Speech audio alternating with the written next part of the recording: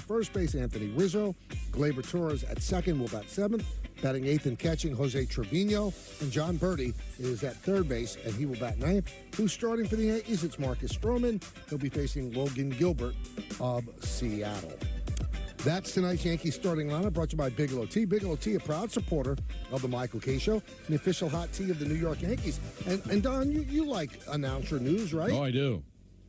You know who's doing the game with me? First, yes, broadcast. I thought I knew all the hires. No, maybe you do. Because Girardi's already worked with you. Yes, he has. So because I thought he was just I don't know. Frazier? The Todd father. So I thought he was only for studio. Yeah. Yeah, well, they're having him do a series with me. See, I'm looking forward to it. Todd Frazier. He's being honored at the Somerset Patriot game, I think, coming up, too. Yeah, he told me that. I like him a lot. He seems like... There you go. So you'll enjoy tonight's Seems game. like a decent sort. He's a good guy. He's a Jersey guy like you. Well, tell my... Well, don't even bother. He doesn't know who I am, but...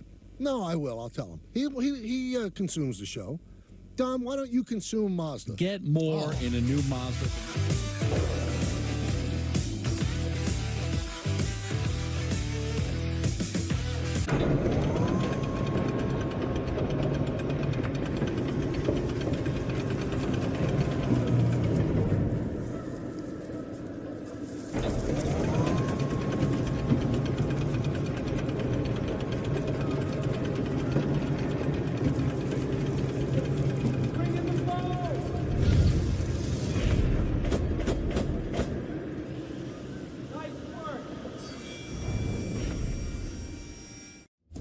Switch to Square and join over 4 million businesses worldwide. More than a point of sale, Square keeps you ready for any restaurant rush. And with Square, there are no hidden fees ever. At Square, get 24/7 support to help keep lines moving. And with Square Banking, get a loan quickly for everything from small repairs to the biggest dreams. Gain time and peace of mind with restaurant tools that bring everything together. Switch to Square today. Visit square.com to get started. Let's explore your future with Udemy. You can learn how to program and build websites, study design and create logos, improve your presentation skills, and sell your ideas. With Udemy, you can learn practical skills from thousands of online courses taught by real-world experts. Explore your future. Udemy. With ButcherBox, you never have to worry about what's for dinner. We deliver grass-fed beef, organic, free-range chicken, humanely raised pork, wild-caught seafood, and so much more. Get high-quality meat sourced from trusted partners with free shipping always. So you can always be prepared and enjoy the important things. Sign up for ButcherBox today. Trying on glasses using Warby Parker's virtual try-on is so lifelike, so realistic, that you might not even be able to tell what's real from what's virtual. Yep, it's that good. Virtually try on hundreds of styles in the Warby Parker app. With ButcherBox, you never have to worry about what's for dinner. We deliver grass-fed beef, organic, free-range chicken, humanely raised pork, wild-caught seafood, and so much more. Get high-quality meat sourced from trusted partners with free shipping always. So you can always be prepared and enjoy the important things. Sign up for ButcherBox today. We started to use Square as we moved from one location to two. We quickly realised that we needed better data so that we could customise the curation for each of the markets. Originally, we started with the KDS. By adding the Square Online for the full grocery offering, we hoped to grow sales about 20–25%. And we used the loyalty program, which has definitely generated a lot of repeat business. Since onboarding with Square, we've tripled the business. It's been fantastic. Are accessible to the public. Performing a search of the collection is easy. First, go to loc.gov/vets. Click Explore the Collections. Scroll down to search the VHP collections and click. Make sure you're searching this collection, and with simple keywords, you can find what you're looking for. Visit loc.gov/vets today. Oh, yeah. So we have the Eastern Conference Finals, the Celtics against the Pacers. Kind of leaves me a little bit, I'm let down. I'm not going to lie. It's going to be hard for me to get into this, but I'll watch it. And then the Western Conference, I think it's a dandy. Minnesota against Dallas. Dallas knocks off OKC. Minnesota shocks everybody. They win 3 games in Denver, and that's supposedly the great strength of the Nuggets because they just punish people mile high. You know, the altitude. But Minnesota comes back to win. They were down 20. They won the game. They win in 7. And Don, our good friend Kofi, pointed out, first time in history, 2 Game 7s were won by the road team on the same day. It was that game, Michael. Minnesota's a special team, man. They really, and I now, in getting to watch this series a bit, certainly understand, you understand the praise for Anthony Edwards. Although last night, Michael, down the stretch, in that comeback, while he was a piece of it, he also had some not great moments. You fully understand why he gives people. But it was all about defense with him. Yeah, he did. Yeah. Did not shoot well. He shut down Murray.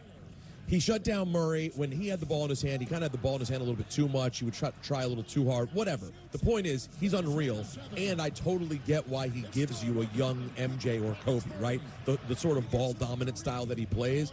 But, Michael, they were down 20, and by the end of the game, they won pretty Yeah, they did. Yeah.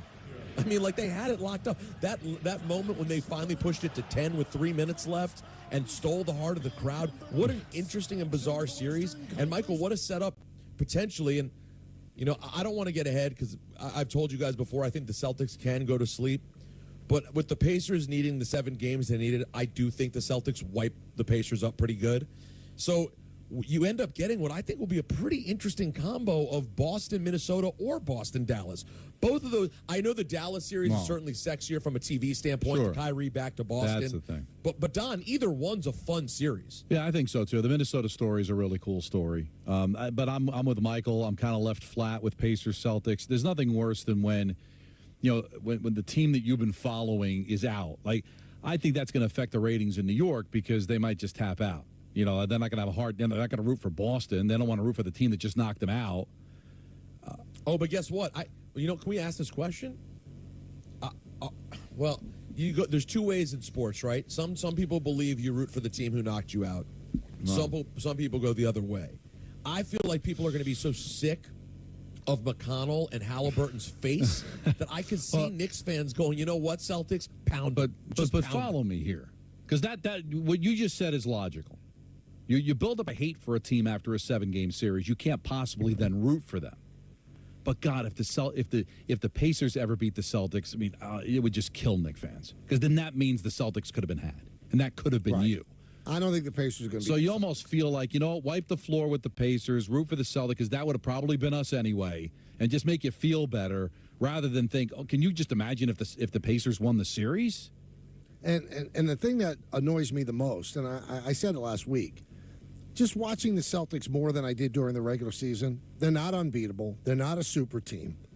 And they were beatable. If the Knicks got to this round and were relatively healthy, they would have a chance to knock them off. I think the Celtics would still be, you know, somewhat prohibitive favorites, but they're a step-back 3. That's their offense, step-back 3. And if they go cold, the Knicks could out-tough them. I'm telling you, the Knicks had a chance, but they wouldn't have had it. Even if they somehow managed to get through yesterday, with Hart feeling the way he's feeling, no Anunoby, I still believe that Brunson was compromised with the foot before he broke the hand. I don't think they would have been. It's killer because this starts, you know, tomorrow, right? Yeah. So they wouldn't have had any chance to rest anybody. It would have been a really tough spot. So, and also, when in our lifetime did class not even become an option? when did that not even become an option? So, Halliburton, you know, I like him as a player. He comes out to the interview, and he's wearing a hoodie with you know, Reggie Miller's face on it with a choke job, you know, giving the choke sign to Spike Lee.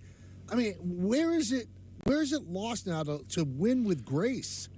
and to lose with class, it's out the window. And I know this doesn't concern a lot of people, but it does concern me, and it concerns Don. One day, hopefully, it'll concern Peter. How do you teach your kids how to act when this is what's done? And then Paul Pierce, I mean, talk about going low road. I mean, Michael, let me handle that one. All right. That's my team. And I got to tell you, I was so disappointed. I know Paul Pierce is a wild guy. We remember how he left ESPN, or that he was exiled, the way he was exiled out, drunken, weed-smoking strippers on social media. I get it. But the Knicks beat the Pacers. I mean, the Pacers beat the Knicks, and you need to stomp on a Jalen Brunson jersey on social. That doesn't even have any. First of all, you're not on the Celtics anymore. You are not an active player. You are retired, and you are in media in theory. Second of all, the Celtics didn't even play the Knicks. Like, why? I get it. Maybe it's, Don, that people nationally get sick of the hype because when the Knicks are good, they get a lot of attention. But that was such a bad look. I love Paul Pierce. I was so disappointed. It was so stupid. I'm going to tell you what's going on here. And I've told you that it's all performative. And to a certain extent, it is, guys. We live in the Knick bubble. And we know, and you really just see how popular this team is in the city because we've outlined it before. No offense, God love you, Nets and Net fans, but they pale in comparison to the Knicks, where I think the other fan bases are a little bit closer to the other team in town.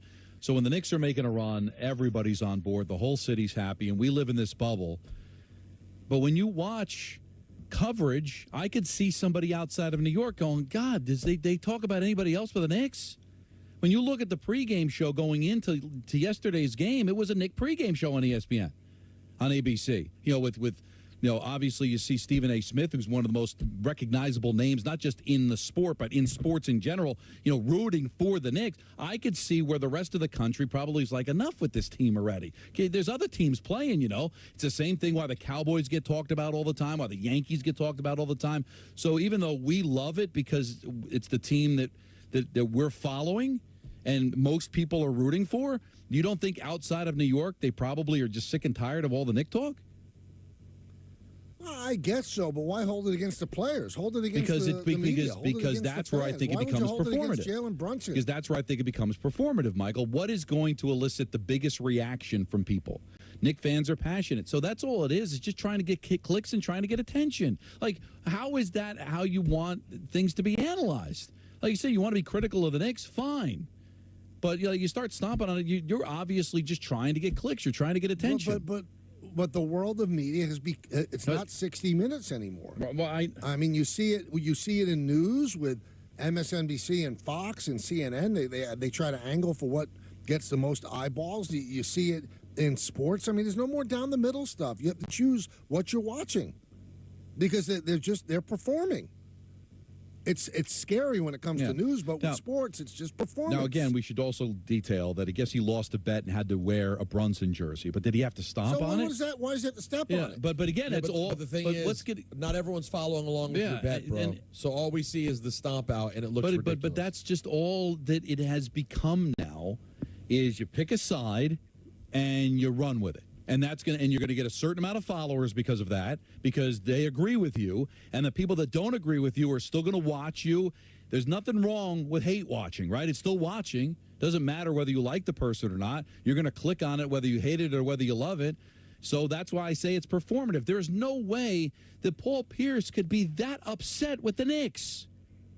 Yeah, but he has shown a propensity to go the low road. So there is a way of that. Whatever is going, like Peter outlined, he hasn't made the best decisions in his life. But whatever is going to make that, who is going to double up and who's going to double down? Who's going to take it to the next level? That's all it is. It's all a race to see who is going to get more attention and get talked about more. If Paul Pierce just broke it down like any other analyst, then he would just be lumped in with the other 50,000 people that do it in blogs, in podcasts, and on all the different outlets that there are. But the guy that takes it the step further, next one, they'll be burning the jersey. So you've got to be able to single yourself out. But what I would ask all of those people, are you doing it for you, or are you doing it? What are you doing it for? Because you're certainly not. You're not a journalist, and you're not showing any kind of responsibility. But if you're getting the clicks and you're doing what your bosses love, I guess more power to you. The Tyrese one is interesting, Michael, because in one sense, it's not classy, and it's not. It's unnecessary. In another sense, though, I at least get what he's doing. Who? Tyrese Halliburton. With the choke sign? Yeah. Why? Because while it's not classy, I'm saying that it's not classy, he's on the team, and it will endear him even more to a fan base that already loves him. Like, there's at least some upside to him as a current player doing it. I understand that angle, but again, have we completely lost touch with reality and class? I mean, it's just isn't it nice to like win and be a good winner and then be an even better loser? That's boring. It doesn't exist anymore. That's boring. And it's only going to get worse. Because everybody's got a brand that they need to forward. It's not enough to just win, Michael, because everybody wins every year. You know, and the Pacers most likely are not going to win. That might be the only moment that anybody is going to care what he does, because if the Celtics sweep him out of the building, he's not going to have another moment like that. So he's got to take advantage of it. It's playing to the room. Like Peter said, every Indiana Pacer fan is going to love it. So it's playing to the room. So whether it's, Dave Maloney screaming over a call, whether it's Keith McPherson doing color on a Yankee radio game, you're playing to the room. The people love it. The Pacer fans love it. The Yankee fan loves it. The Ranger fan loves it. And I guess that's all that they eventually care about. Paul Pierce is playing to a room of people that hate the Knicks. And there's probably a lot of people that hate the Knicks. And the people that don't love the Knicks are still going to play into it because they're going to hate him. And the people that hate him are still going to click on it, still going to watch it, still going to talk about it. And here we are talking about what he did. You might be talking about it in the negative, but there's no such thing as bad publicity, I guess. And once again, our good friend Draymond Green, who's deciding to take the low road as he tries to become a big-time media personality, talked about the Knick injuries and how that can't be an excuse. Yeah, I definitely didn't think the Knicks were like that great of a team, which I said, and everybody's like, "Oh, you hating on the Knicks?" Like, no, I'm actually not. I actually did this 4 times. I kind of know what it takes and I know what it looks like. And I know everybody's gonna be like, "Oh man, like they got hurt and this guy got hurt," and like that's a part of it, right? Like when KD got hurt and Clay got hurt, like nobody's like, "Oh man, them guys got hurt," so we feel bad for the Warriors, like because those guys got hurt and they would have won. Like, nah, nobody say that. Just like when we won in 2015, nobody be like, "Oh man, Kyrie was hurt and got hurt during the series," and Kevin, like, you got to play who on the court. So let's not even go there. Let's just talk about the game. Well, he's dealing off a false narrative.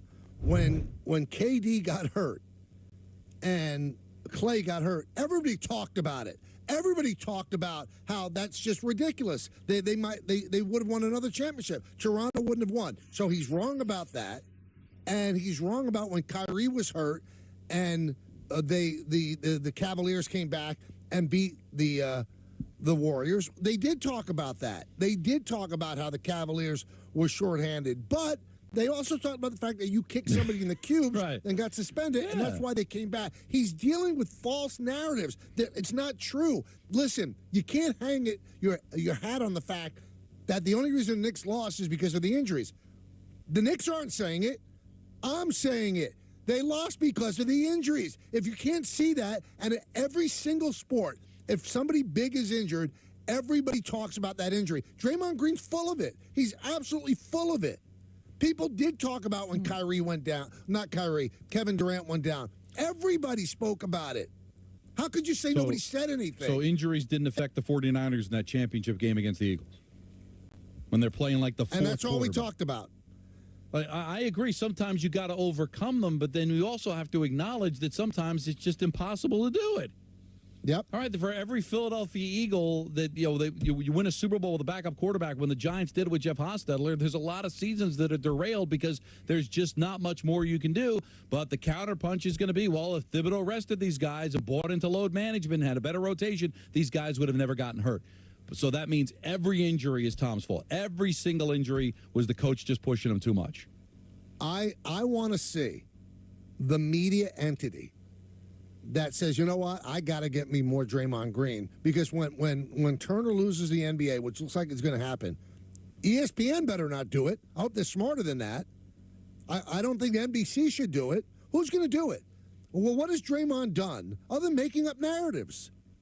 What has Draymond done that you just got to have him? You got to have him. Well, he gets people talking, and that seems to be the only thing anyone cares about in all of media. If his Q rating Well, that's sad. if his Q rating is high and he gets attention, Michael will get a gig. I wonder if his Q rating is high. He's not that likable.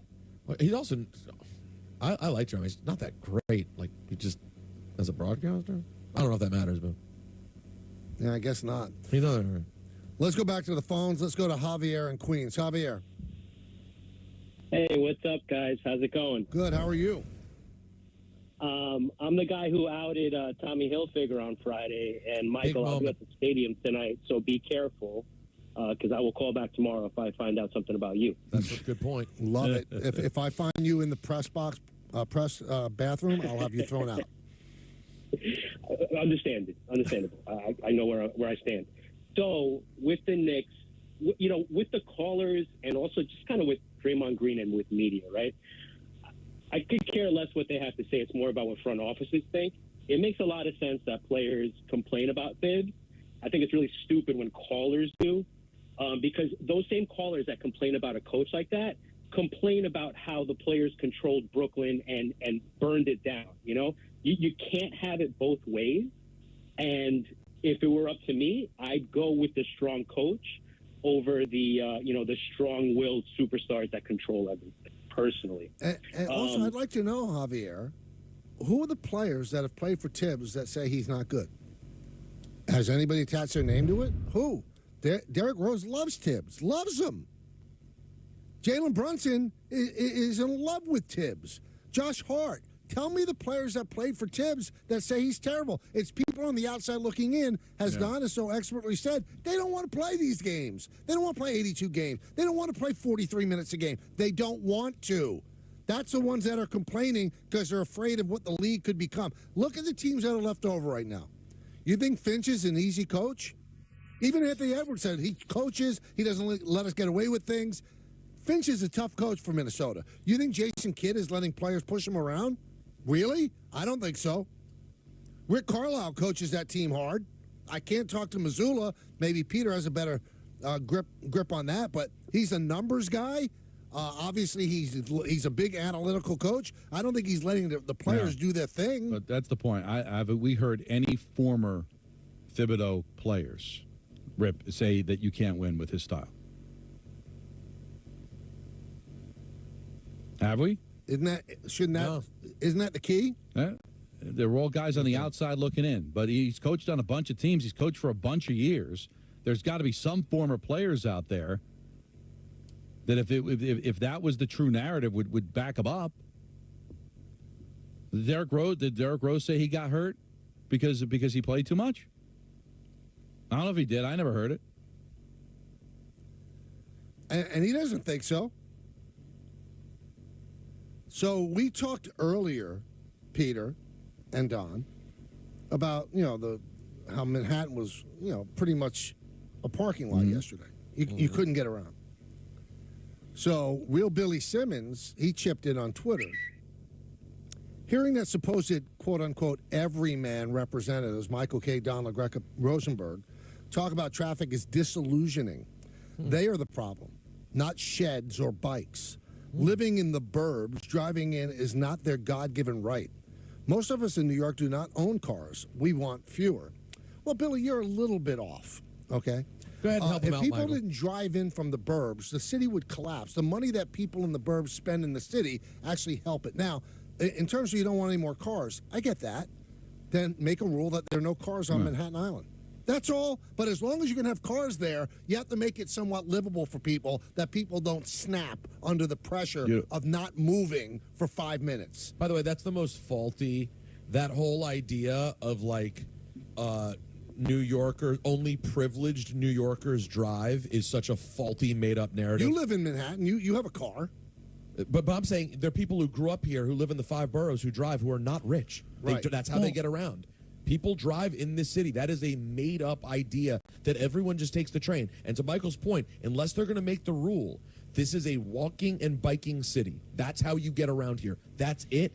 If you're going to have the roads, you have to do something to make sure you can do it efficiently. And Billy, if you actually believe that the sheds do not cause some problem with traffic, then your head is no, he doesn't. He have no idea what he's talking about. He wouldn't call because he'd lose the argument in 30 seconds. Is that these quote-unquote privileged people that live in the suburbs and drive into the city. Do you realize that a lot of people, I'm fortunately not one, but there are a lot of people that make that decision because it's still cheaper. Their job is in Manhattan, but it's still cheaper to drive into the city and pay the tolls and pay the parking than it would be to live in the city. So as long as that's the case, and Peter, I think you could talk to this, it's very expensive to live in New York City. It's very expensive to live in the island of Manhattan. So as long as work is in the city, there are people that have to because it's still the cheaper way for them to be able to commute. People have a lot of opinions that are not based in fact, and not just like listeners, but like even people in our business, not based in fact. It's time right now for Diamond Notes, brought to you by London Jewelers. This is not great news. According to Mike Puma of the Post, Kodai Senga dealing with triceps tightness. Didn't throw his bullpen yesterday. Mets are hopeful that will happen by the end of the week. He is at 0 right now. Do you guys realize that? 0. Now, on the other side of town, Meredith Marakovitz is reporting that Garrett Cole is going to throw to batters tomorrow. So his progression continues, where you're looking that hopefully by the end of June, he could be back. Senga has not even ascended to that level yet. There continues to be setback after setback. Well, what do you... And one other thing, Don, I'm sorry. You can't lose 2 out of 3 in Miami. You can't. If you're a team that fancies itself as making the playoffs, Miami is giving up. They have thrown the season away, and they come back and they win. Edwin Diaz is not the same pitcher he was 2 years ago. They fortunately they got a win yesterday, and it wasn't Diaz who closed. Nope. So Don, I don't know where the Mets are going. You can't go into Miami and lose 2 games. Well, never mind. The way they lost on Saturday, Michael, was just like soul crushing. Yeah. I mean, it's one of the worst teams in baseball, and you've. How do you have a 4-run lead? Now, Diaz is coming in a non-save situation. Yeah, they're trying to straighten him out. The only reason he didn't blow the save is there wasn't a save to be had. Yeah. And you can't lose. I know it's on the road. You can't be up 9-5 in the ninth and lose a game in 10. So it was nice they came. Giving up 5 home runs in 18 innings. Gave up 3 in all of 2022. He's got an earned run average that's approaching 11 or at 11. And then you feel bad because he's crying at his stall. So he might be shot. This season it's falling apart. And this is the Diaz that we saw before he had that great year. And it goes back to the WBC. It goes back to missing all of last year. But he's a non-entity right now, Michael. That's an issue. So you really don't have a closer. Garrett's now going to close until he rights the ship. So at some point you're going to have to try to go back to him. But that was supposed to be a soft landing for him with a 4-run lead in the 9th inning, and he couldn't handle that. So I don't know what's going to happen there. So this was supposed to be the week of learning about this team, and they did not survive those games against the Braves and the Phillies. When was the last time they won a series, Michael? They lost the Braves series, Phillies series, Marlins series. Now you're going to go take on the first place Guardians on the road. Yeah. It's going to get out of hand. So I hear what you're saying about Senga, but this is beginning to look like a lost season. Well, those were Diamond Notes brought to you by London Jewelers. Visit London Jewelers today at any of their 7 locations, including the Americana Mall and the mall at Short Hills. Also, Yankees put their first player on COVID IL since 2022. Now, Ian Hamilton goes on COVID IL today. Now, how does that happen? I don't know. Because they're not testing anymore, right? So, yeah, unless he got so ill that they did test. Now, I guess he lives with somebody that's compromised, and maybe he felt like I needed to know. So what? So the protocol is he has to miss 7 days. Yeah. If he is, that's why people don't test. But why is there still a protocol? Everybody else has seemed to have dropped the protocol. So did they just not bother to drop it because they didn't think they needed it anymore? I mean, shouldn't that be reevaluated? Well, but maybe he's so under the weather that they can't use him anyway, so they put him on the IL. Of course, but and that's only a 7-day IL. And pitchers going on the IL is 15 for any injury, so it works out. But this was a COVID protocol. Yeah, but that's why they have a COVID IL. What I'm questioning is why is that still a thing? You know what I'm saying? Like I understand that that's the protocol, but it seems like everybody else is. I thought we've dropped the protocol post-pandemic. And it gets filed on the, if you got to wear a mask, but I'm just not really sure unless they just don't want him near anybody. But I was just surprised that there was still a protocol because everybody else seems to have dropped their protocol. I don't know if any other sport even had, but nobody's tested positive to know But that was the thing that surprised me. Not that people get COVID still. I was just surprised that there was still a protocol. I'll snoop around and try to find out. It's a legitimate question. With over 300 available sedans and SUVs.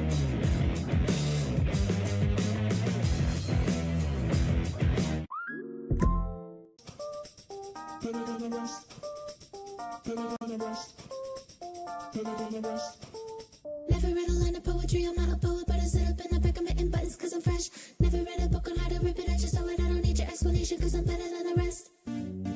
Better than the rest. Better than the rest. Let me take you for a ride. I can make you feel alive. Home Chef's family menu is making it easier than ever to sit down and eat together. Our fresh, pre-portioned ingredients and simple recipe steps are just a delivery away. Home Chef's family menu, solving family dinner one meal at a time. Get 18 free meals at homechef.com. The next Powerball drawing is presented by Jackpocket. Jackpocket lets you order official state lottery tickets right on your phone. Just pick your numbers and place your ticket order. See a scan of your ticket right in the app. And get your winnings instantly. Go to jackpocket.com to get the app and get your first ticket free. Jackpocket, America's #1 lottery app. Custom Ink helps us celebrate and drive our students' achievements with custom gear. They love Custom Ink's different styles and designs. We love how Custom Ink makes the process simple with their easy-to-use design lab, expert artists ready to help, and unbeatable customer service. Custom Ink allows our kids to show everyone their accomplishments and the pride they have in our school. When we place an order, I know they got our back, so we can focus on the kids. Custom Ink has hundreds of products to help you feel connected. Upload your logo or start your design today at customink.com. Tired of pointless meetings? So in this meeting, we're going to plan the next meeting to schedule other meetings. There is nothing more pointless than unproductive meetings. What about watching grass grow? Nope. What about pushing the crosswalk button repeatedly? Nope. What about bringing sand to the beach? Nope. Thanks to ClickUp, now all of our communication and work is in one place. It allows our team to collaborate remotely and finish projects faster. ClickUp, all your work in one place. Away makes luggage and bags that make packing, compressing, cinching, zipping, sliding, and going easier than ever. Away. Beautiful ladies, loving it. Beautiful family, jealous. Bride is the best day of your life. There's that smile. That's a keeper. Let's get the lucky men in here, huh? Oh.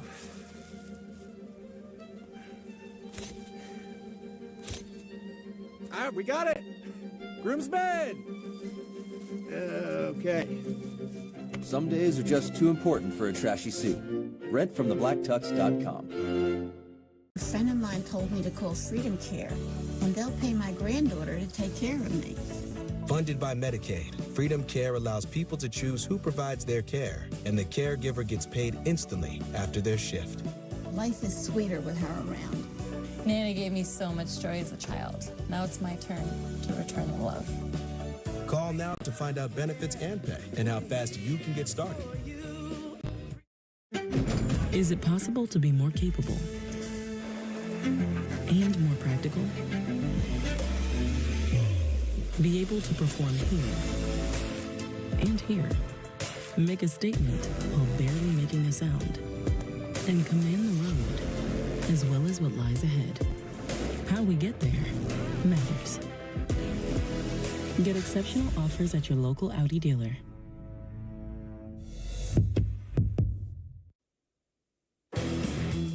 Chris Sheeran back here for the Michael K. Show. Keeping the broom closet open for 2 straight series is brought to you by Montefiore Einstein, the official hospital of the New York Yankees. Jose Trevino does great work behind the plate all the time, but it's what he's been doing beside the dish over his last 23 games that's been equally as impressive. Batting .343 with 5 homers, and 2 of his 16 ribbies over that stretch came right here yesterday. That tied the game to 2, and then in the 4th, the Yankees add 3 more off the bat of John Birdie. His first home run as a Yankee gives the Bombers a 5-2 lead. He's hitting .277 for the season and .321 since returning from the IL. Aaron Judge joined the hit parade in the fifth. A two-run shot for him. He's hitting .389 over his last 21 and has raised his average from 178 to 266 over that stretch. The Yankees look to keep it rolling in the Bronx tonight when they welcome in AL West leading Seattle for a 4-game set. This is a look at the probables for the upcoming series. Yankee starters, by the way, are 7-0 with a .80 ERA, and all of them have tossed at least 6 innings, allowing 2 runs or fewer during the team's 7-game winning streak. Our coverage commences tonight with Yankees batting practice today, followed by the pregame and then first pitch comes your way a little after 7. It's the Yankees and Mariners. Tonight, coverage starting at 6, right here on Yes, and streaming, of course, on the Yes app.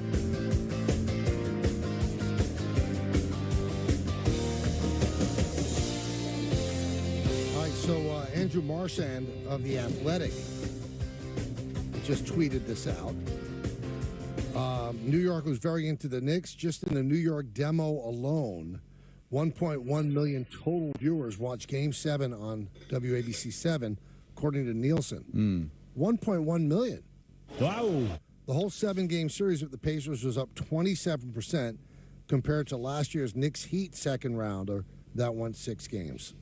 And I got to tell you what, we are not rated anymore in terms of the Nielsen system for decisions that are really above our pay grade. But that wasn't your call, you're saying?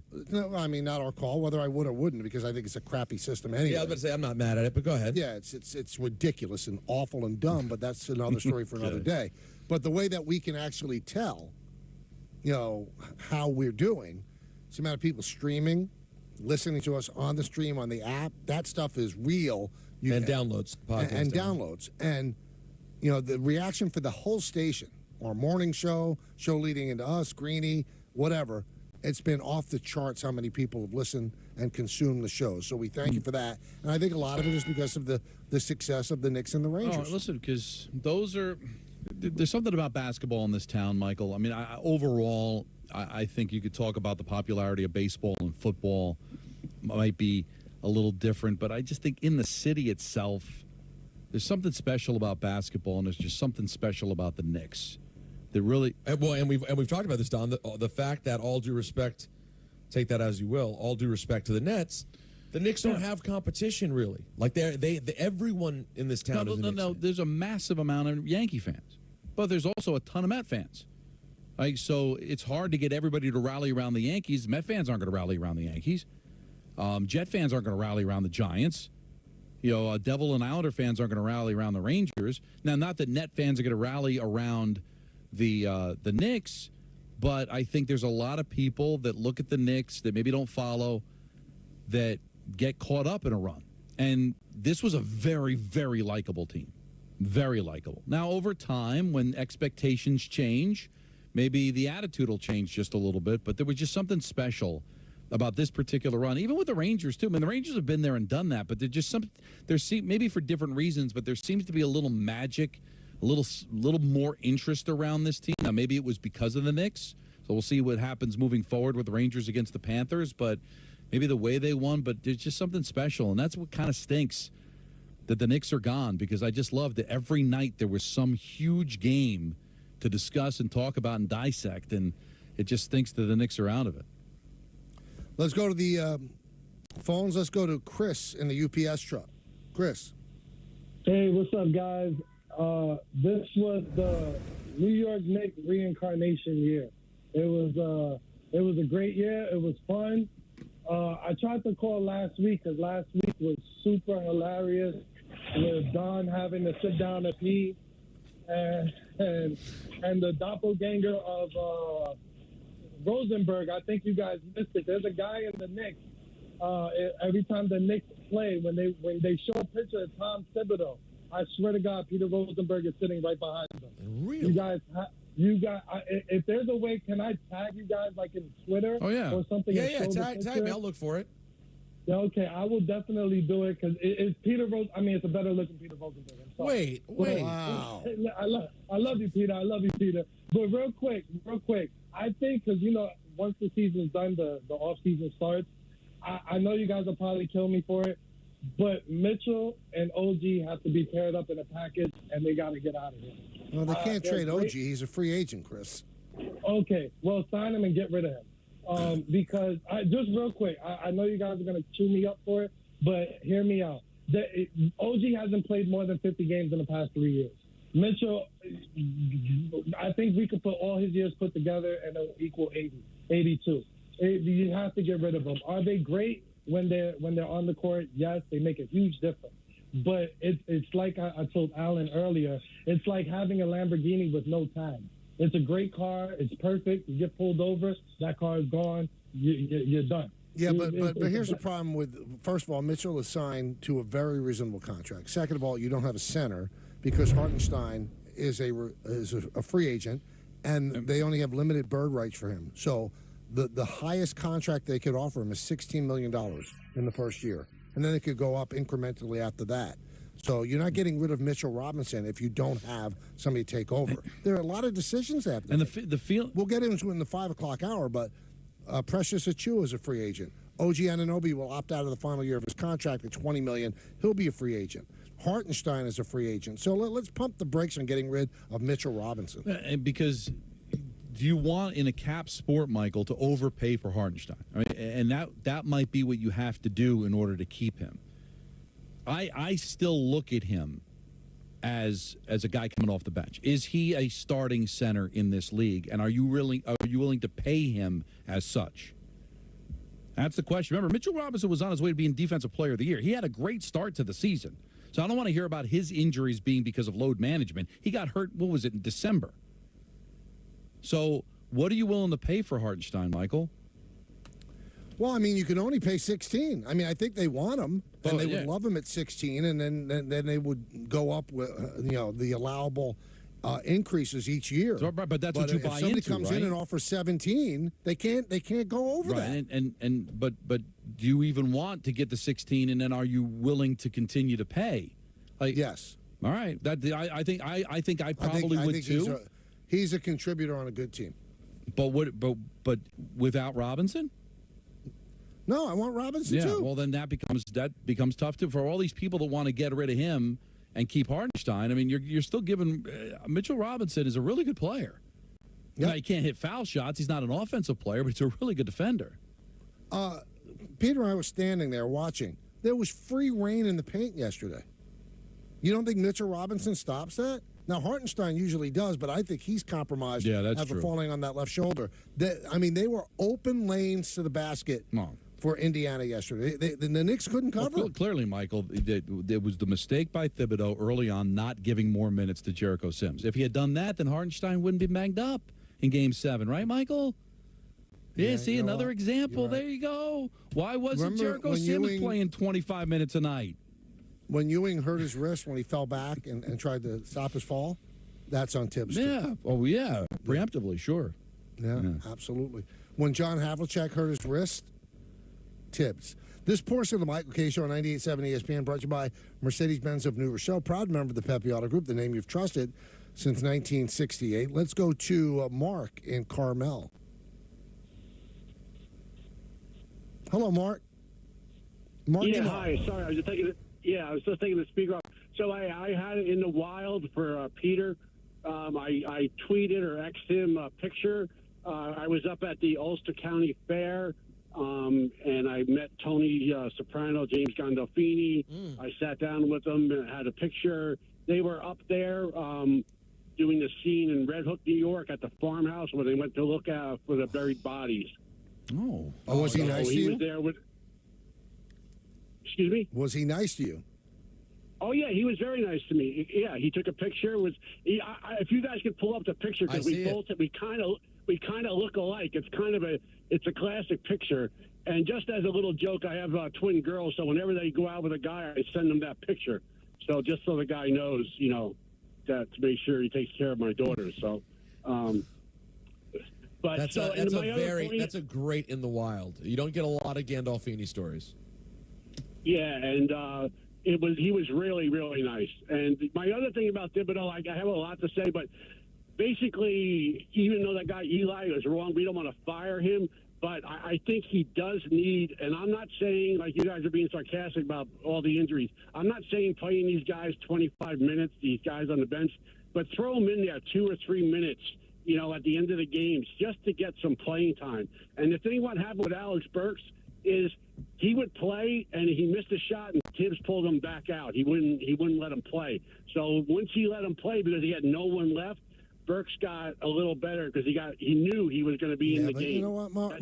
That is it's such an oversimplification. They gave Burks daylight when he got here. He couldn't shoot. And that's his job. What do you want to keep letting him shoot? Well, He's not John Starks in the finals. What do people want? These are people that are they were willing not to finish with a 2 seed. And if you go back to that Eli call, he said something under the radar silly. You shouldn't lose to a 7 seed. Well, I think the Pacers were a 6. But either way, you shouldn't lose to a 6 seed. Well, then that means you were a legit 2. How did you get the 2 seed, by the way? You think you would have gotten the 2 seed by load management, resting all these guys? Then you wouldn't have gotten the 2 seed, and then maybe it wouldn't have seemed like that big of an upset if the Pacers beat you. They got the 2 seed because of it. So it sounds to me like all these people that are complaining about Tibbs were willing to finish lower in the standings and maybe facing the Celtics in the second round instead of the third round. That's what they're saying, that they would have been comfortable maybe coming out of the play-in. Because how do you think they got the 2 seed, Michael? By experimenting with Burks? Every game they had a chance to win.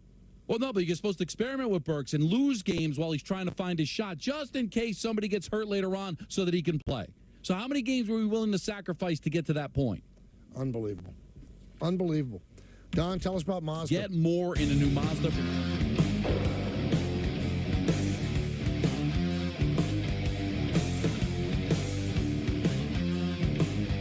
The next Powerball drawing is presented by Jackpocket.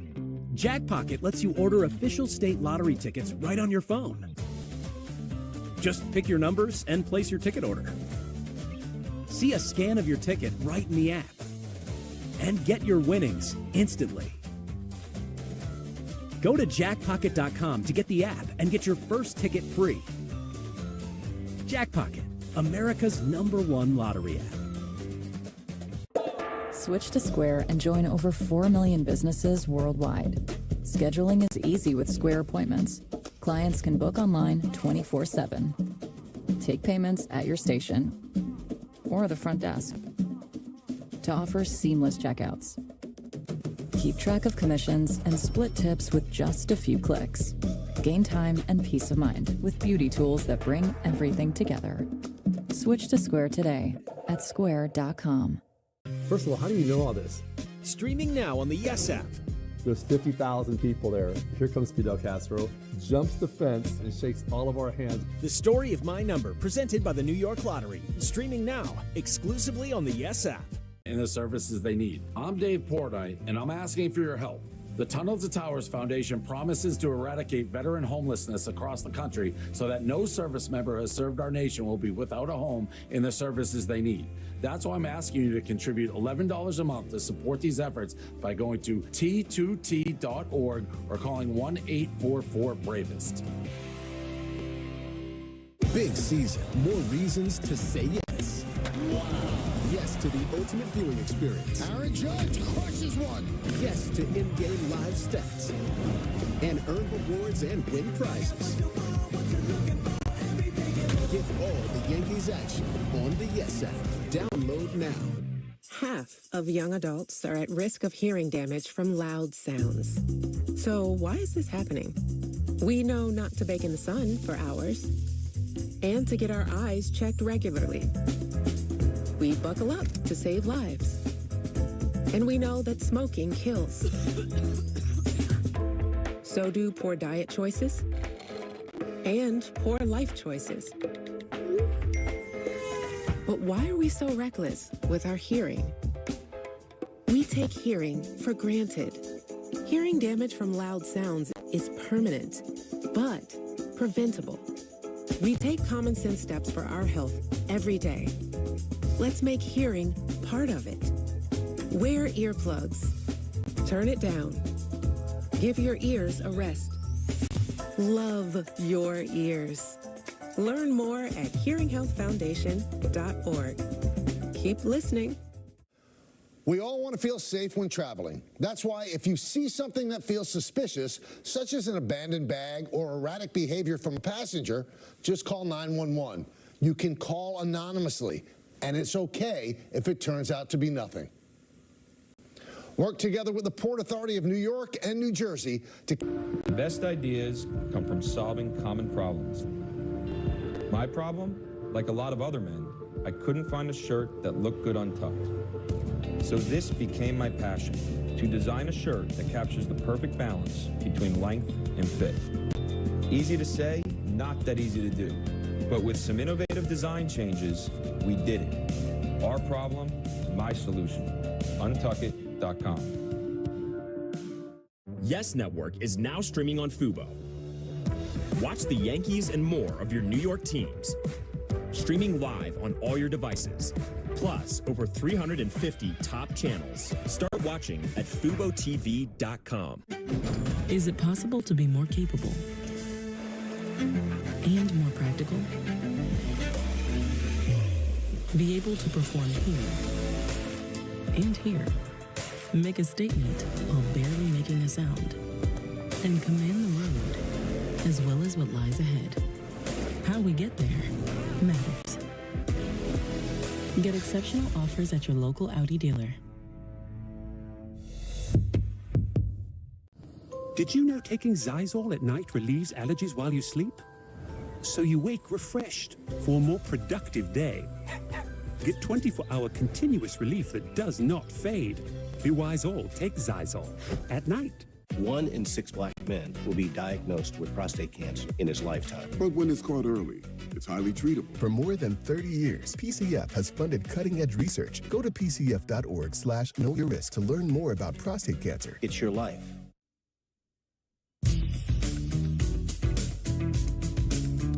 Well, it's time for Inside the Numbers, brought to you by Eisner Amper. The Knicks shot 9 for 18 when contested by Miles Turner in games 1 and 2 combined. Now, for the rest of the series, it changed. Knicks shot 10 for 44 when contested by Turner. The average distance on shots contested by Turner in the series was 5 feet.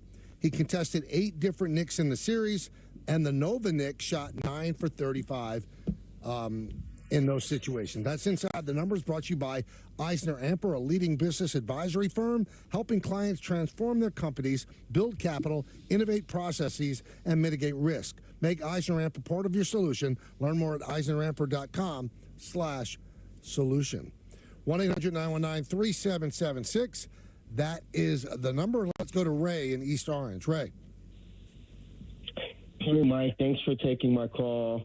I've always wanted to ask radio personalities as a rhetorical question, because I know how difficult traffic can be going to either at Yankee Stadium or at Madison Square Garden for really big events like championship games.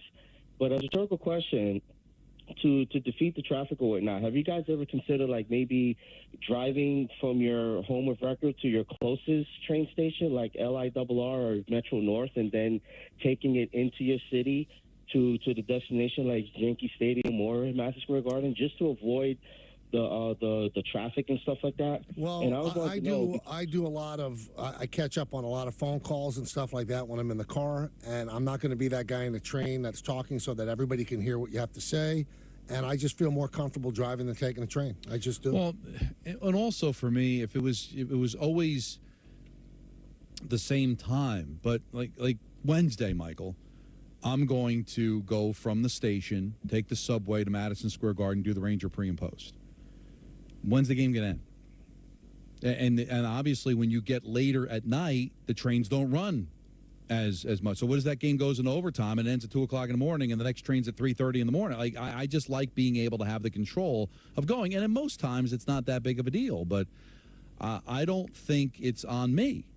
Like you said, you have streets, so you are allowed to drive in New York, and I think it's on them to try to make it as easy for everybody, whatever the options are, whether Michael wants to, catch up on phone calls, or because I have a different schedule every night that makes it difficult for me to rely on a train. Plus, it kind of defeats the purpose. Like Michael, you drive to the train station, which for me is not that close, and then I got to pay for parking there to get on the train, and then I'm a slave to the schedule. So if anything changes, I got to listen. I should be able to drive in And it should. And I don't think it's that crazy to drive, is it? Is it that crazy of a decision? Rules, baby. If you don't want people driving the city, then shut the island down. The make it traffic. Fire That's Island, all there is right? to You it. can't drive on Fire Island, As long as you're offering streets for people to drive, then it should be drivable. It shouldn't be the way it is. Get rid of the sheds. Come up with a different way for the bike drivers. Just do it. I'm sorry, just do it. Maybe limit it to odd-numbered streets for the bike riders. I'm not quite sure. It's just not workable because once you build that extra curb out and then you have FedEx delivery trucks and all kind of delivery trucks, that takes up another lane. It's unworkable, people. It's unworkable. You got to solve it. And you wonder why people are leaving New York City. It's taxes, number one, and then it's just unlivable. Also, I know some people do what the caller suggested, but can I be honest? It's also sort of annoying to drive someplace, then pay to take the train there. It requires so many different steps. As Also, opposed to Peter, just if I came where into you're the trying to radio go. station by train, I would drive to this train station, take the train, then have to take a cab to the radio station. Well, and it would end up being a $25 cab right now. Oh, it's unbelievable. I took a cab the other day when I was in the city. I did the show Friday at the studio. Took a cab, 10 blocks. It was $20. 10 blocks. 10 blocks. I didn't jump him because he seemed like a really nice guy. But yeah, we had no idea we can take the train to work. It was Yeah, like well, it was he like was a opening new up new- concept. It really was. We do know, but listen, it's my brother used to always say, train time's your own time. Love the train, but it's not as convenient for me. That's all. Well, I've got time now for a pinstripe report Why brought to you not? by Samuel Institute for Pain Management. Yankees have won 7 in a row. Yankees have the best record in the American League, only behind the Phillies for the best record in baseball. They're playing great baseball right now. Their starting pitching gives them 6 innings plus every single time out. Stroman goes tonight. Judge is heating up. He didn't have a great game on Sunday, but he has been heating up like at an incredible rate. One of the hottest hitters in baseball. Juan Soto went into a little bit of a slump, worked on it when the Yankees got back to the stadium on Friday and really started to pound the ball. Had a great day. 2 monstrous home runs on Saturday. So everything is clicking for this team right now. Anthony Volpe with a 12-game hitting streak. The bullpen's been amazing. The starting pitching has been amazing. We told you earlier that Garrett Cole will face live hitters tomorrow for the first time, so everything is going according to plan there. And the Yankees start a 4-game series against the Mariners, who do not hit, but they could pitch with anybody. So it's going to be a very, very interesting series starting tonight at the stadium.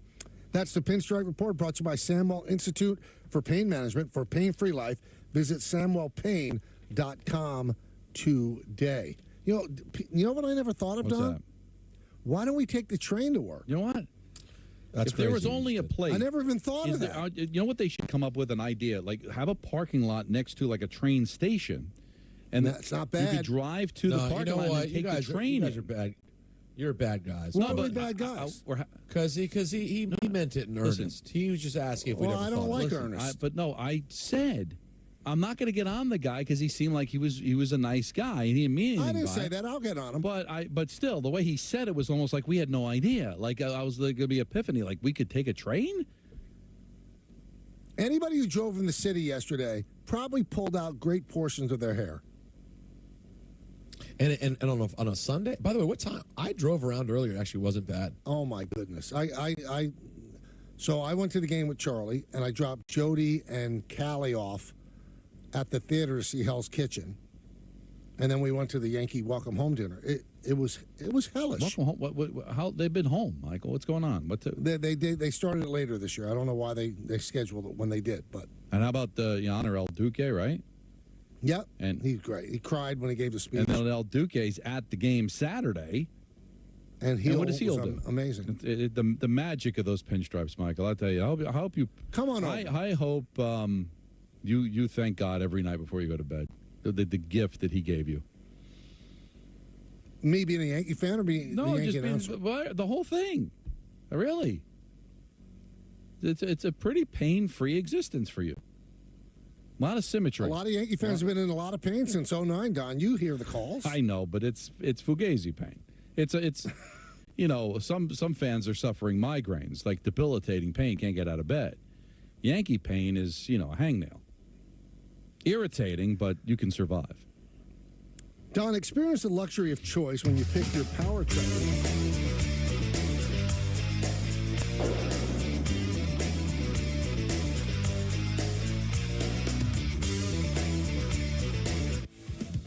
The Michael K. Show on Yes is brought to you in part by Memorial Sloan Kettering Cancer Center. At Memorial Sloan Kettering Cancer Center, being the Northeast's best cancer center means being the best for you. Pairing the most advanced treatments with the most compassionate treatment.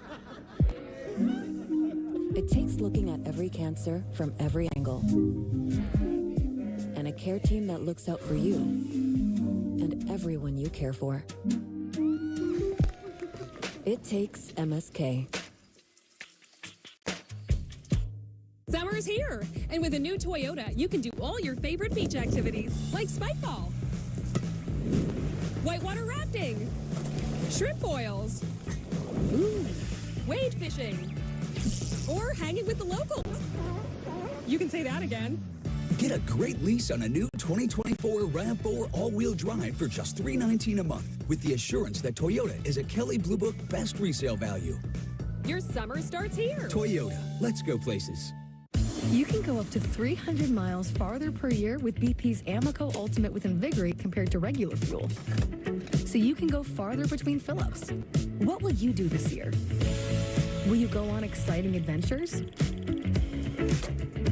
Or will you see the everyday? You can go up to 300 miles farther per year with Amoco Ultimate with Invigorate compared to regular fuel. Available at BP and Amoco stations. Hey, so I found a betting system that's really working great for me. So did I. What's yours? I set up an hour-a-week time limit on FanDuel. I can also set up wager limits, so I only bet what I can afford, and betting stays fun. Right. So what's your system? What's that? Your system. What's your system?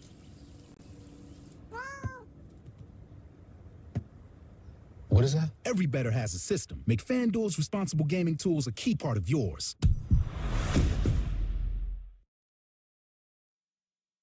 Introducing Domino's new New York-style pizza, made with our fresh, never-frozen dough that's stretched thin and cut into 6 foldable slices. But what's the best way to eat it? Fold it, fork and knife it, or double-handed? Order Domino's New York style and decide for yourself. When I hit 80, I needed help around the home. A friend of mine told me to call Freedom Care, and they'll pay my granddaughter to take care of me. Funded by Medicaid, Freedom Care allows people to choose who provides their care, and the caregiver gets paid instantly after their shift. Life is sweeter with her around. Nana gave me so much joy as a child. Now it's my turn to return the love. Call now to find out benefits and pay, and how fast you can get started.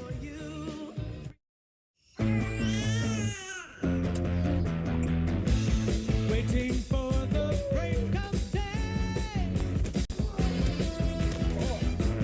Wanting just to stay away. A summer celebration of soccer is coming to the Bronx. 4 teams, 2 days, 1 Yankee Stadium. World champions Man City open it up with a boogie-down battle versus Italian giants Milan on Saturday, July 27th. Before New York City FC welcomes Mexican side Querétaro to the BX for an MLS vs. Liga MX showdown and Leagues Cup on Sunday, July 28th. It's the world's game, and it's the world city. Only in New York City.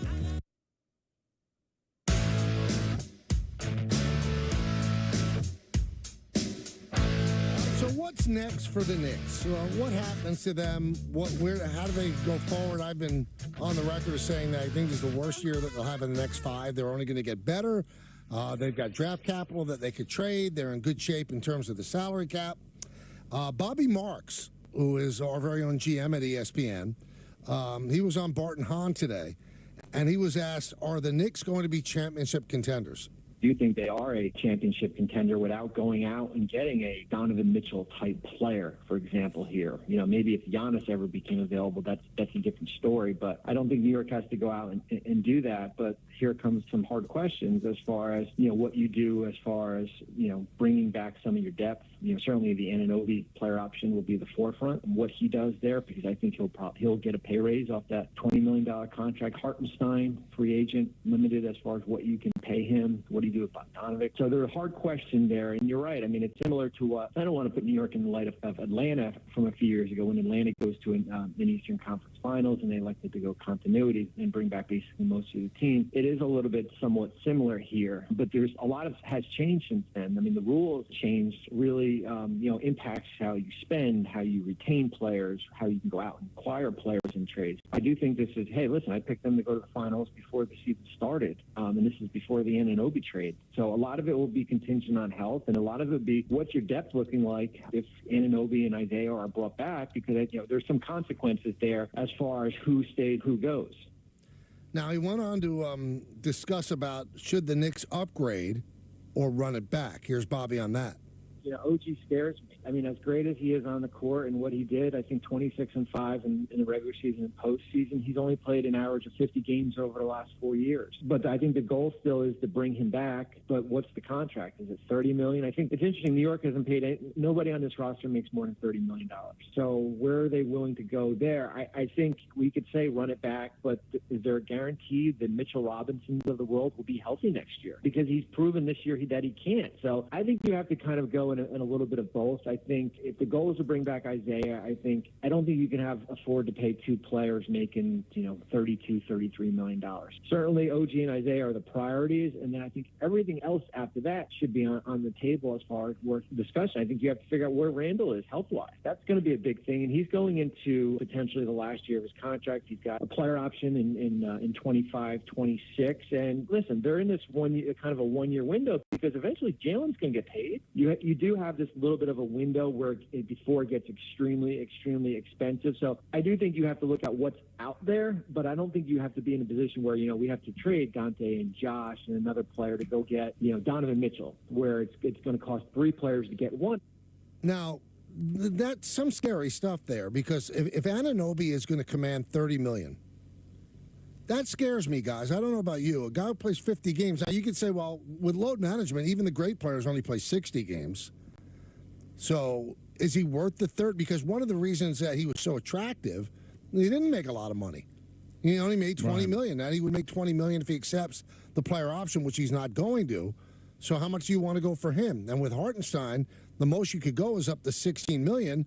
And with the uncertainty regarding Mitchell Robinson, that almost lends an urgency to bringing back Hartenstein, unless you're going to really ramp up the usage of Jericho Sims. So they've got some tough decisions to make, because one of the things that makes them so appealing is that their salary cap is in really good shape. Does it go out of being in good shape if you've got to pay Anunoby $30 million and he can't stay on the court? Those are tough questions they have. Well, what is more powerful to you, Michael? Their record when Anunoby was healthy when they first made the deal, or the fact that he might only play 50 games? Well, their record when he plays. But, I wouldn't care if he misses 20 games during the regular season, but he's got to be available during the postseason. But you're not going to never know that, right? You can't possibly know that. He just gets hurt when he gets hurt. And it might be just one of those things, like Peter said. Maybe it's not that he's, anything chronic. It always seems to be something, but you can't ignore it. Well, who do you guys think of the guys who are loved by this fan base right now? Who do you think is least likely to be back next year? In other words, most likely to go. Maybe that was the better way to say it. I guess it would be Anunoby, right? Who else would it be?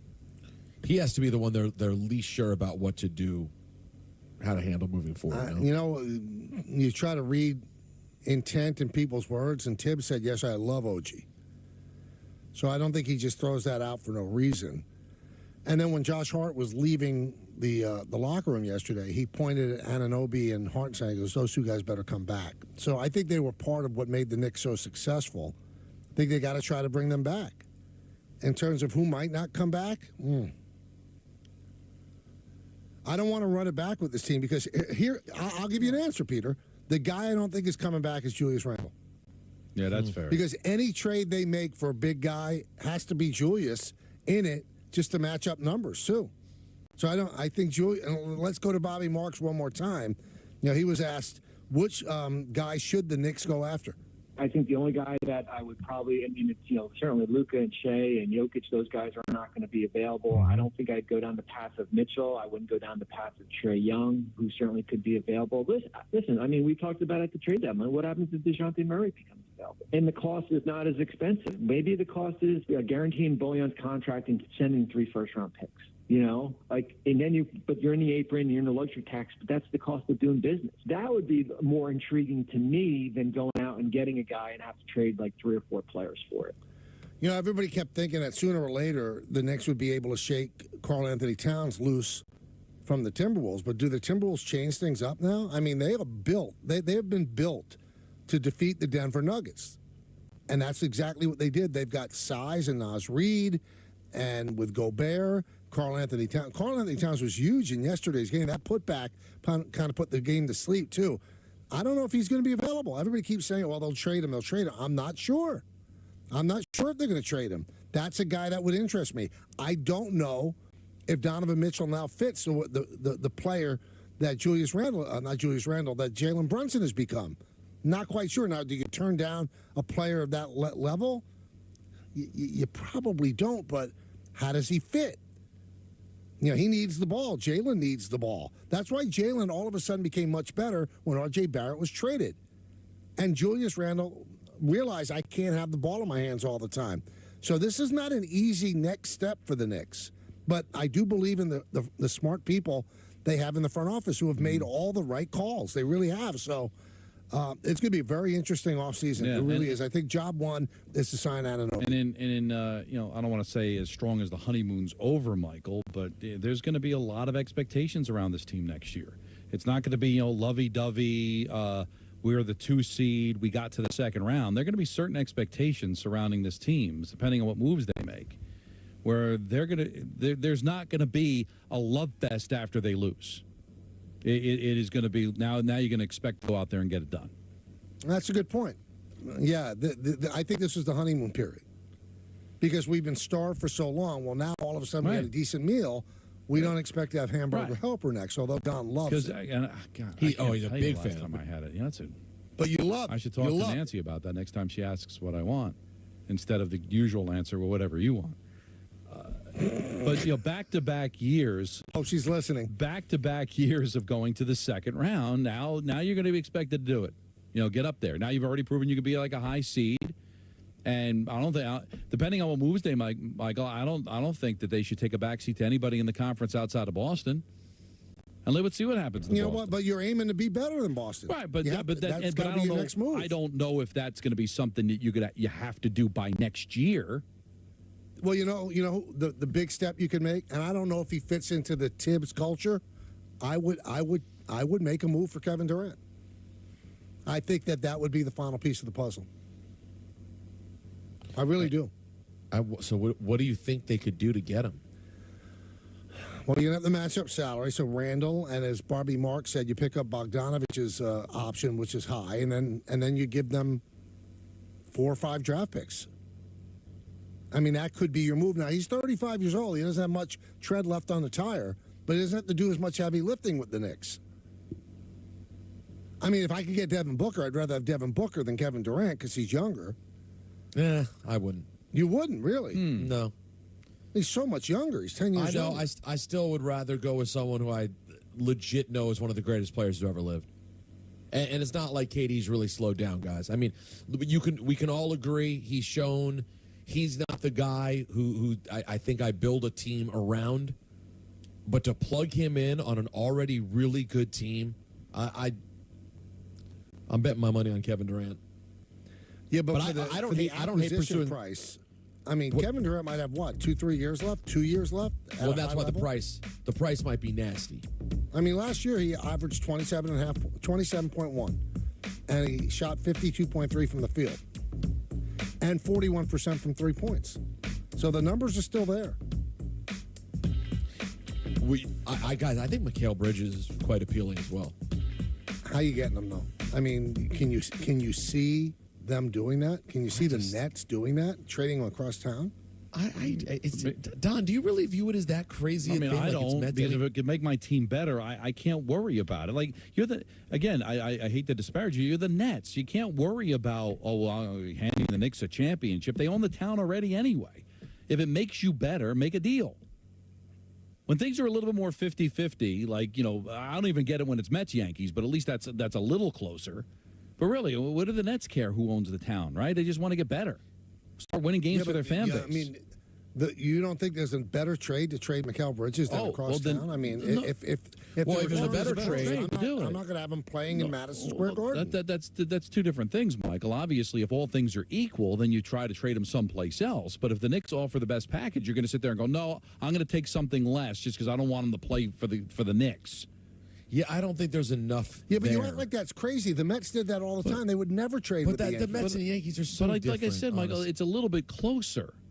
But by right now, the Nets are so far out of the conversation. Well, what percentage of basketball fans are Net fans compared to Knicks fans? I mean, it's probably a 60-40 split with Mets-Yankees.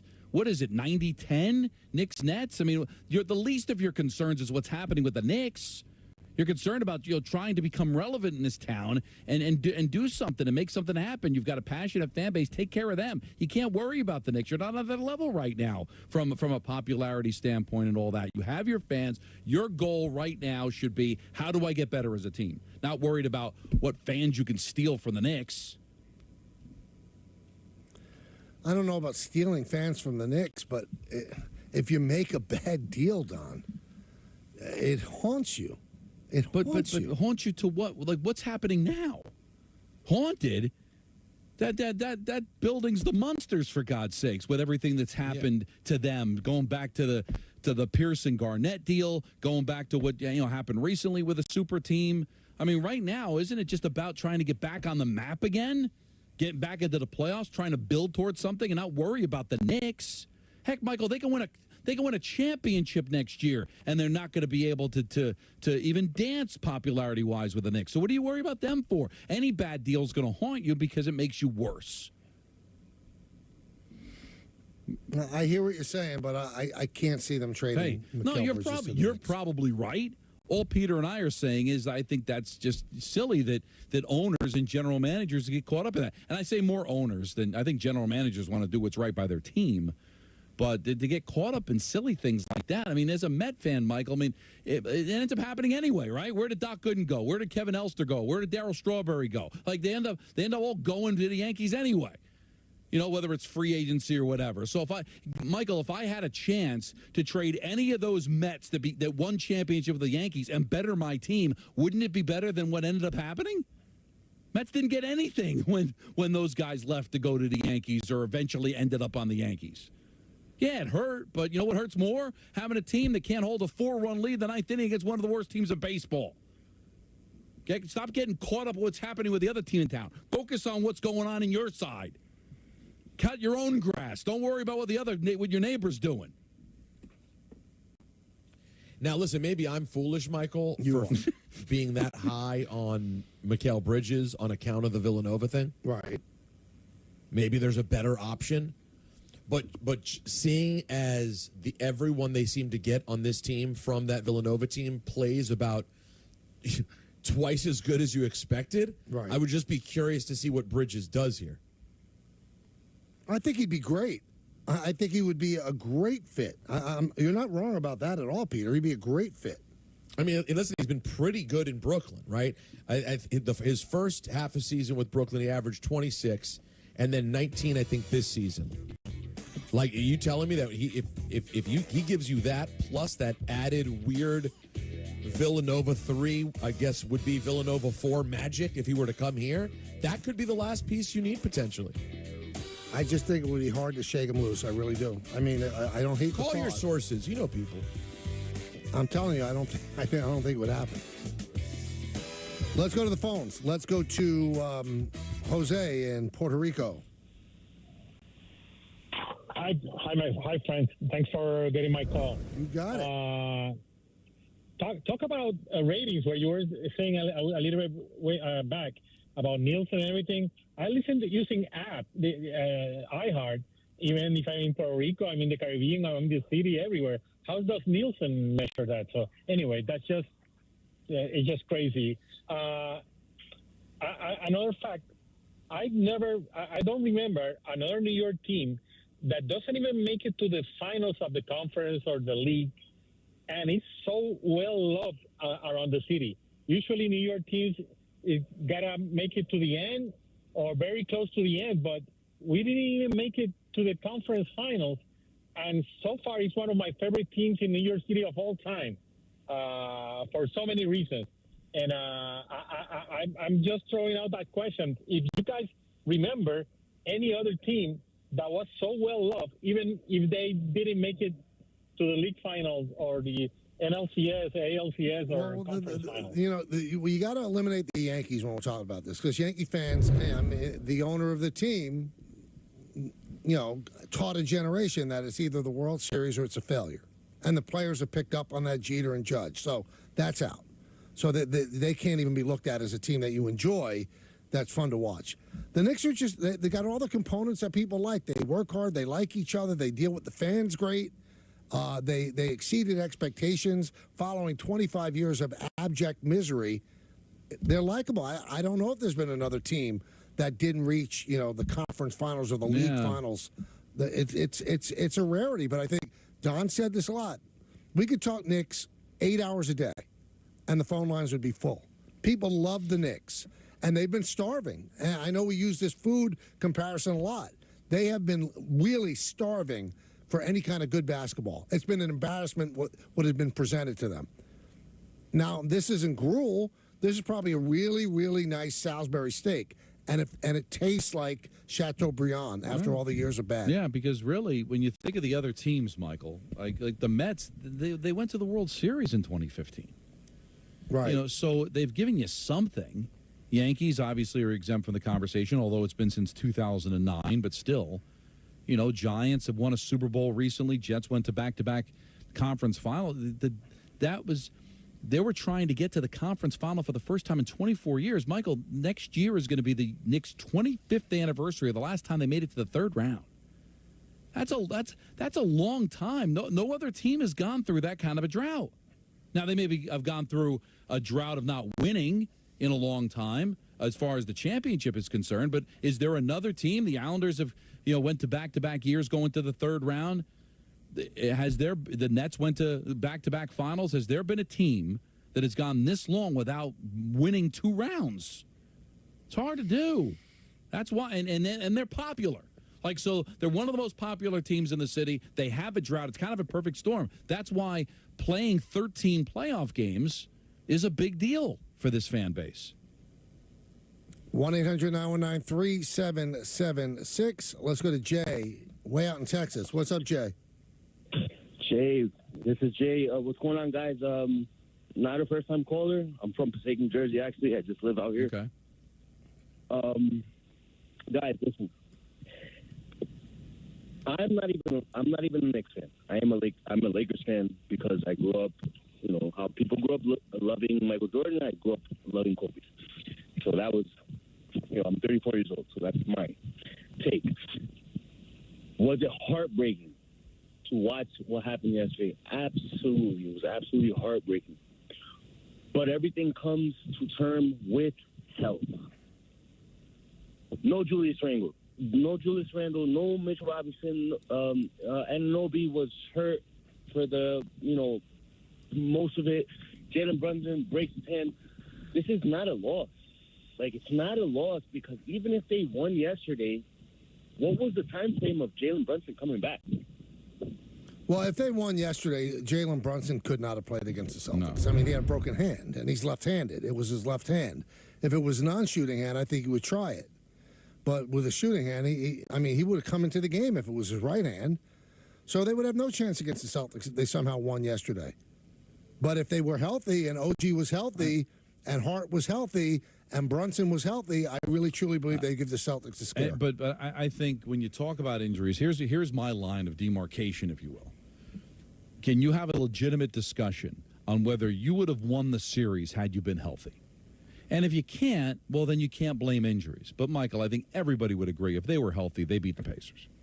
I agree. And that's what's so frustrating. That's why I think injuries can be an excuse. Sometimes we throw injuries out, and you're like, oh, well, even if you had them back, would you still have won the series? Hey, they went 7 games. You saw that game was painful to watch for so many reasons, but and even then, they still cut the deficit down to 6. I'll tell you what, they gave you a reason to watch. I wonder if anybody turned that game off, because even watching that, when did you give up? I mean, I didn't really officially say this is over until like under 7 minutes left in the game. I still felt once I knew that Brunson was done, then I thought it was right. over. But even like just because they still fight, they still have heart. DiVincenzo's hitting threes. There were times where the Pacers were settling for 2, the Knicks would come back with 3. That's when. But still, for all that to happen, and you're midway through the fourth quarter, still having some hope. And it took your best player to leave with a broken hand to finally shut it down, like mentally. It kind of shows you the heart that this team had. Do you think we could get McConnell an honorary degree from Duke? By the way, I'm so glad. Peter just leaned over and whispered that in my ear. It was such a great line. Why don't you repeat it for the people? What? I don't remember. He said to me, he goes, have you ever seen a player that should really have gone to Duke? Yeah, more than McConnell. It's unbelievable. I mean, he's the kind of guy who, Don, if you were playing a rec league game, he'd pick you up 94 feet on defense. You know what I mean? He just never stops, and the face is so punchable. he only shoots if he's completely open and it's a 100% makeable shot. Otherwise, he's always looking to just pass. Everything is so purely efficient and annoying. So you love to have him on your team. But right, you love to have him on your team, but when you play against him, you just want to punch him right in the forehead, as Don LaGreca That's would what's say. so great about series is that you'll like with Rangers taking on the Panthers, and you probably have your feelings about different players, whatever. By the time you get to Game 4, there's going to be somebody on the Panthers that you want dead. Oh, you just hate it. There's nothing that back and forth with the series, especially when it's a competitive series. That there's so much hatred that could be drawn from that. 1-800-919-3776. That's the number. Hey, mark your calendars for the Mercedes.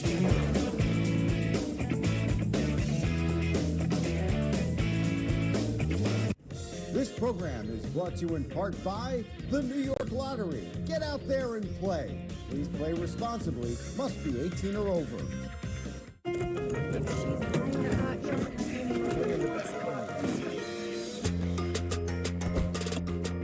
That's everything. That's everything. Yeah? Everything? Not everything. The Hyundai Palisade. With advanced tech and award-winning safety. There's joy in every journey. Lease an all-wheel drive Palisade SEL for only $349 a month. Or step up to a limited with $1,250 bonus cash. Hurry, offers end soon. The best ideas come from solving common problems. My problem? Like a lot of other men, I couldn't find a shirt that looked good untucked. So this became my passion, to design a shirt that captures the perfect balance between length and fit. Easy to say, not that easy to do. But with some innovative design changes, we did it. Our problem, my solution. Untuckit.com. You know, when I take the bike out like this, all my stresses just melt away. I hear that. This bad boy can fix anything. Yep, tough day at work. Nice cruise to sort you right out. When I'm riding, I'm not even thinking about my painful cavity. Oh, you shouldn't ignore that. And every time I get stressed about having to pay my bills, I just hop on the bike, man. Oh, come on, man. You gotta pay your bills. You don't have to worry about anything when you're protected by America's #1 motorcycle insurer. Well, you definitely do. Those things aren't related, so... Ah, oh, that is a vibrating pain. We choose to go to the moon. Still on its way to orbit. One small step for man. Oh, it's beautiful. It really is. That's the ketchup? Dad, are you okay? Yeah, just stressed out. Oh, and the melody is sounding so much better. I can play it for you. Wait, where's your guitar? I gave it to your cousin. What? That guitar's like your favorite thing. I don't need it anymore.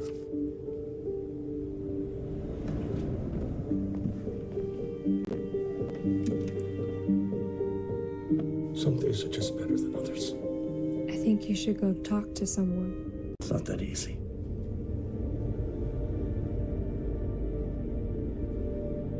Have you been thinking about suicide? You can talk to me, Dad.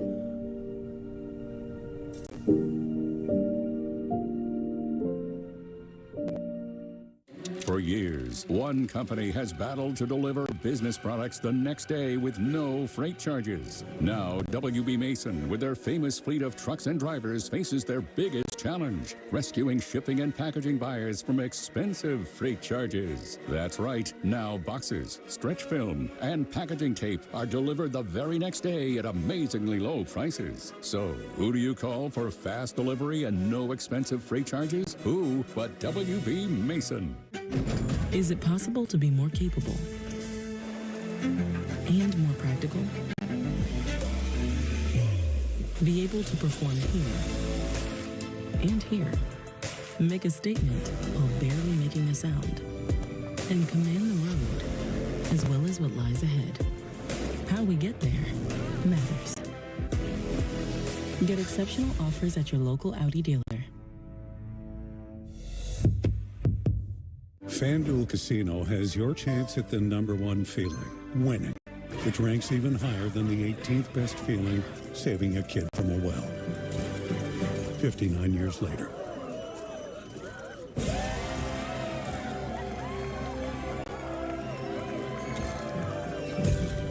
Find the #1 feeling winning on FanDuel Casino Reward Machine. Free to play every day with a chance at a $2,000 top prize.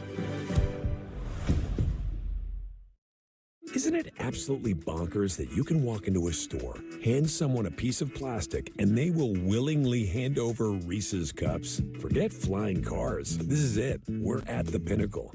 And meet Reese's distant but delicious cousins.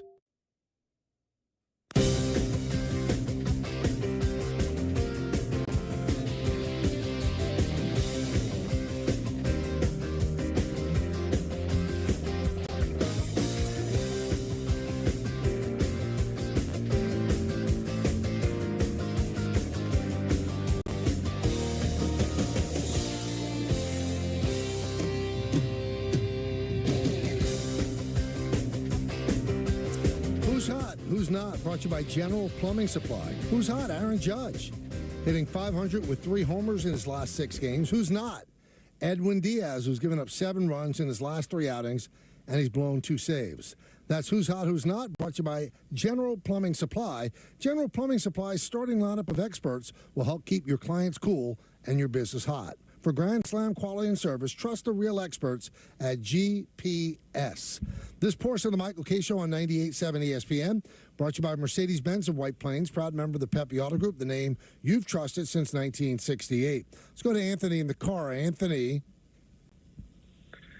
Hey, fellas. How we doing today? Good. How are you? Good. If you remember a couple weeks ago, I called in and said I'd rather shoot 63 than having the threesome. Oh, yeah, I remember you well. Yeah, I just got back from a golf trip. Everybody agrees with me. Well, you're hanging out with a bunch of losers. A bunch of toolboxes.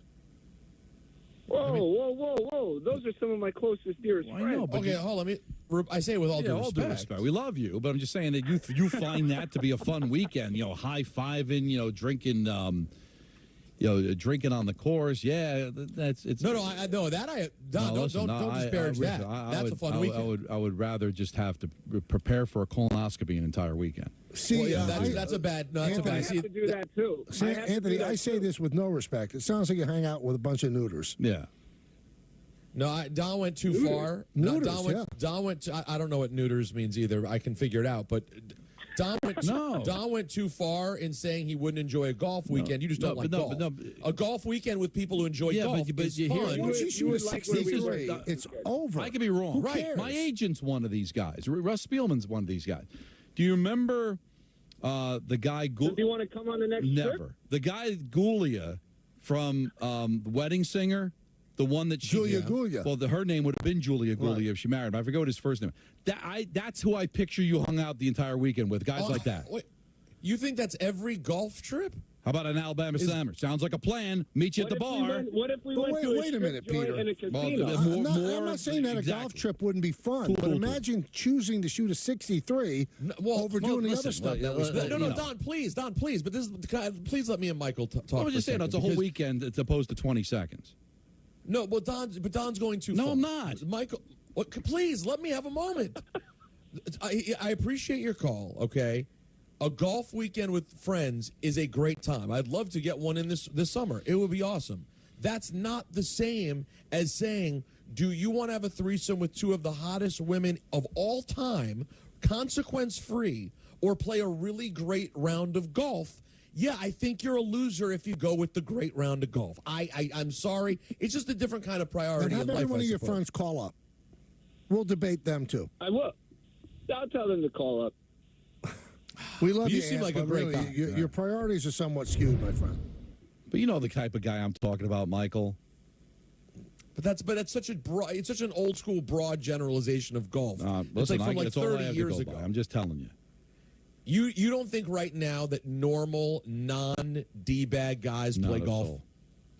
Don, you're so wet on this. You're I'm unbelievably willing to wet take on that hit. I'm just telling you that these. I mean, I'm not it's saying so these are bad, bad though. people. I'm friends with some of these people. Gulia My is a bad agent is guy. one of those The guy- people. But the no, guy I'm from not the wedding talking about singer's a that bad he's guy. cheating on his wife or his fiance. No, but even that the guy was a look, bad his whole guy. demeanor's a bad Gulia guy. was a I bad know who guy. Don's thinking of. Don's thinking of the Bradley Cooper character in Wedding Crashers. Yes, and that's not everyone who plays golf. But that's Yeah, how but I it's envision got to be them. the guy that would rather have a 63 than do what we were talking about. Right, that's what I'm saying is that the guys that are sitting there that they're dreaming about shooting a 63, and that's their weekend. And instead of like you said the threesome that you painted out, that it's all go out golfing with their friends that are just like what you described, the Bradley Cooper character in Wedding Crashers. That's what I kind of think those are the people that would sit there and be like that. Coming back with the Budweiser, you up top, yeah. Keep the Budweisers coming, woohoo! And by the way, Fools, I would have felt every one of them. I would have felt like Don would have been right in my eyes up until like 05. But I feel like the last 20 years, golf has opened up to a lot of regular dudes who are not like that. Now I see those guys, Don, when I play. I'm not going to tell you they're not I know, there. but they're there. But the guy that called that weekend, it was those guys. Right or wrong? Peter, can I ask you one golf question? I'd love to answer it. Are you finally over the dream, the fantasy that you and Greenberg and Van Pelt have? Tiger's never winning a major again. You got that right after this weekend? Absolutely not. You Why still would I- believe? Yes. Why? Why would I Why? give up? Because this is still early in this period of his life. He can't walk, Peter. But he's got a lot of life left, and he's going to play in these majors he might forever. live a wonderful life, but winning a major, it's not happening. But by the way, I just don't know why you people do this. Why do you people choose to make yourselves part of, like, the video afterwards? Because he'd gotten this prior to 2019. No one thought the Masters was possible. That wasn't even in the conversation. And he got another one. But Now, you realize granted, how much worse shape he's in now. and than he now was it's much then. worse. But maybe he gets a procedure done in 3 years, and he gets major relief to his life. Maybe one day he actually sucks it up and decides to take the exception and ride in a golf cart. Who knows what happens? But what I'm saying is, in terms of the Tiger Woods growing old in golf, you're like impatient with the story, so you're like, oh, it's over. He's never going to win. What I'm saying is he's going to be playing in these majors. He'll still be of an age when he can compete for another 10 years. Well, I want him to So play why as long not? as he wants, but he's not a great golfer anymore. No, he's still a great golfer. He just can't walk anymore. Well, I mean, that's, he's still a great runner, except he can't run anymore. Well, no, walking isn't the sport, though. It's an He important... thinks it is. Well, Which I respect, by the way. I respect it, too. I'm just saying, how old is Tiger right now? 39, I think. No, what is he, 50? No. Tiger's in his I think 40s. he's 39. He's 49? No. I'm saying he's in his 40s. He's not 39. He's What do you say? 30 48. He's 48 years old. Well, then he's done. I mean, we all went nuts when Jack won the Masters. How, you thought he was 39? You thought he was 5 years younger than me? Wait a minute. Michael had that opinion thinking he was 39. Now you throw 48 into the I don't even think that, though. I mean, was there a world? So let's say if he was completely healthy, Peter, we all went nuts when Nicklaus won the Masters at 46. He's 49. But I can't walk. Nicklaus doesn't have the body of Tiger Woods, minus the massive leg problem that he has now. He was never the physical specimen that Tiger Woods was. Minus the leg problem's a big deal. Yeah, but we're only a couple years removed from the accident. How do you know? He's only 49 years old. Well, why not? What if Don? I understand it's unlikely, but hear me out. There's not a world in which he figures out his way physically, maybe gets procedures done, and at 54 years old, he plays his best round that he's played in years all of a sudden, and he has a chance to win a major? Why not? Anything is possible, but it's at that level now of like, well, anything's possible, but he's not trending the right way. And let's bet. I agree with that. 4 majors a year, so it's not like he's got all that many opportunities. If he plays for the next 10 years, that's 40 chances to be able to do it, and each year goes less and less. Let's bet, Peter. Let's bet. Oh, let's bet. You know, your vacation home, and my regular home. By what year? Oh, I'll give you 10 years. And we have to trade houses. Not trade.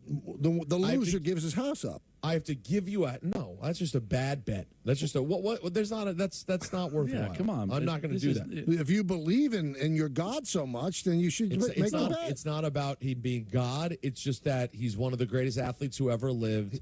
You're assuming now because of what you've seen over the last 6 or 7 tournaments that he's finished for good.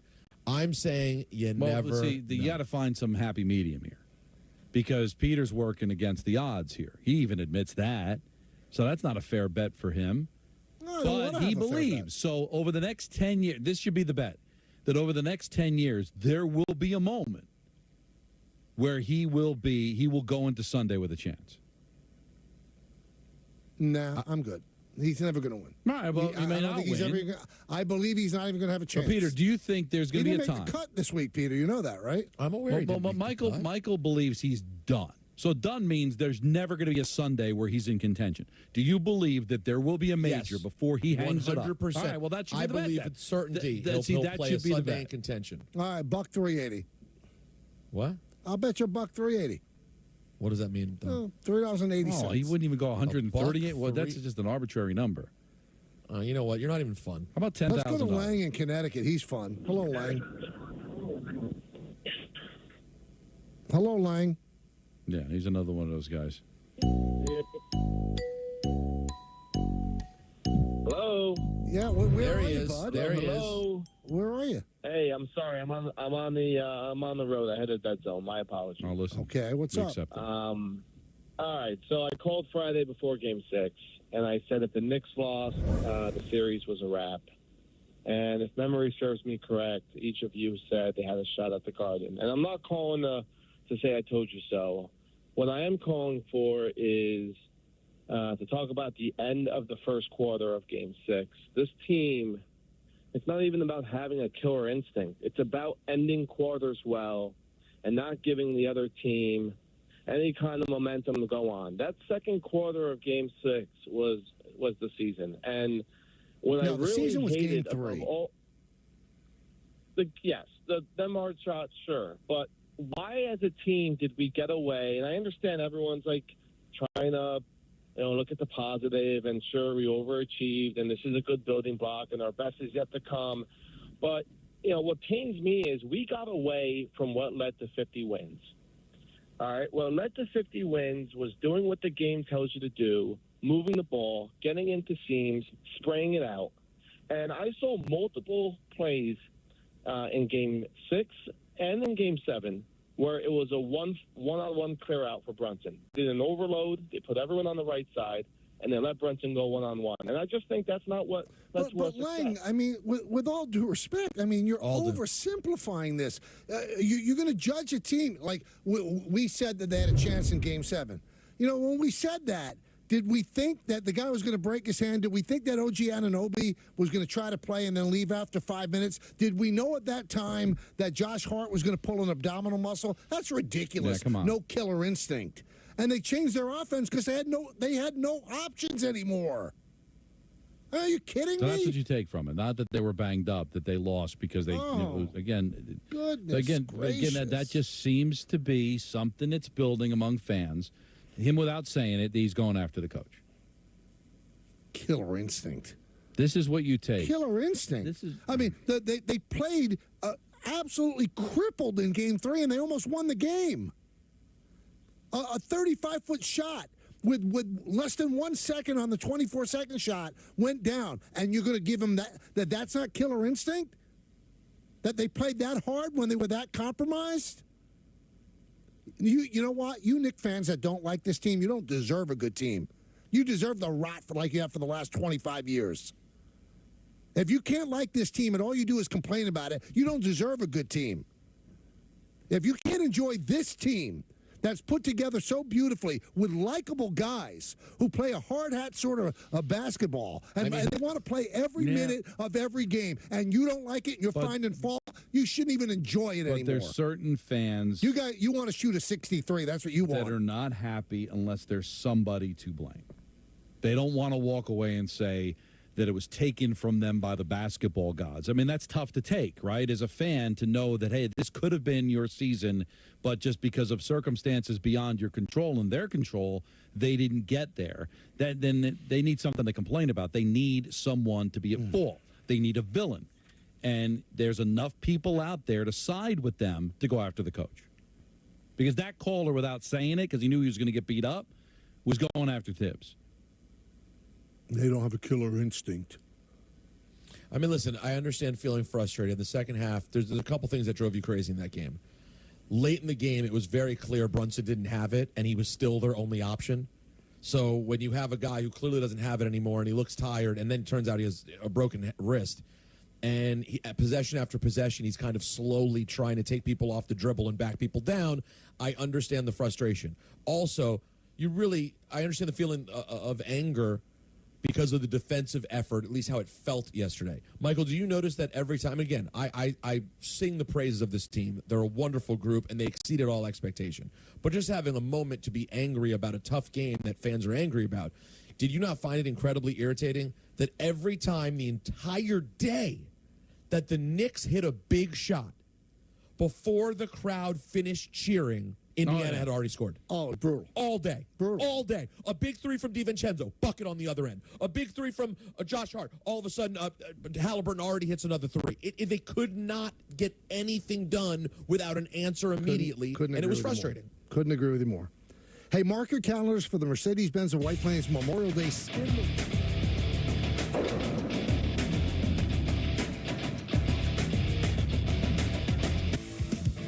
The Michael K. Show on Yes is brought to you by FanDuel. Make every moment more. Hey, so I found a betting system that's really working great for me. So did I. What's yours? I set up an hour-a-week time limit on FanDuel. I can also set up wager limits, so I only bet what I can afford, and betting stays fun. Right. So what's your system? What's that? Your system. What's your system?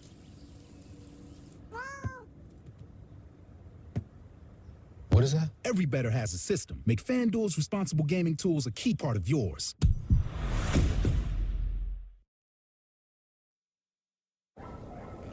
People call me Marina.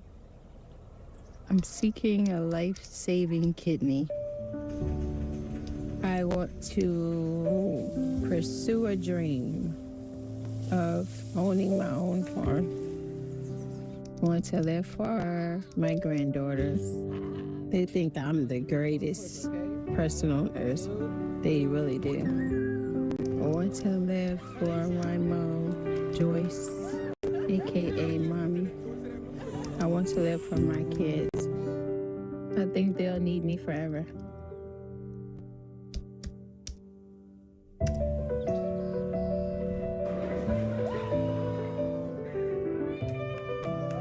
My name is Marina Jordan, and I want to live.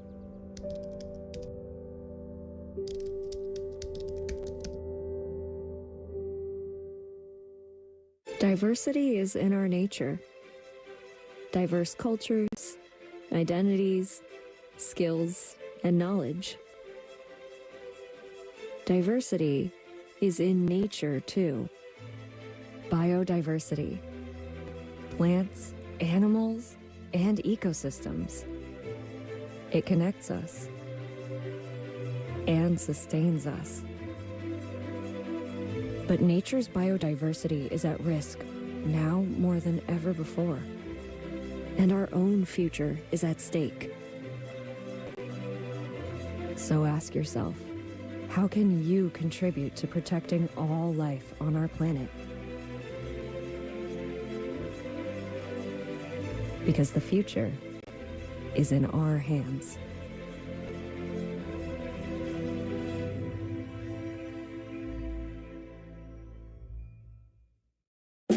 USAA? You were in the military? No, my grandpa was. He passed membership to my mom, then me. Huh. Yeah, if your spouse, parent, or grandparent served, they could pass it to you. I'll check it out. USAA, for the military community and their families. Make this a summer to share and save during the Kia Summer Sticker Sales Event in the 3-row Kia Sorrento, the tech-forward Sportage, the available all-wheel drive Seltos, or the IIHS Top Safety Pick Plus Telluride, each one recommended by Consumer Reports. This summer, visit your local Kia dealer and save. Lease a specially tagged 2024 Sportage LX for $229 a month. When I hit 80, I needed help around the home. A friend of mine told me to call Freedom Care, and they'll pay my granddaughter to take care of me. Funded by Medicaid, Freedom Care allows people to choose who provides their care, and the caregiver gets paid instantly after their shift. Life is sweeter with her around. Nana gave me so much joy as a child. Now it's my turn to return the love. Call now to find out benefits and pay, and how fast you can get started.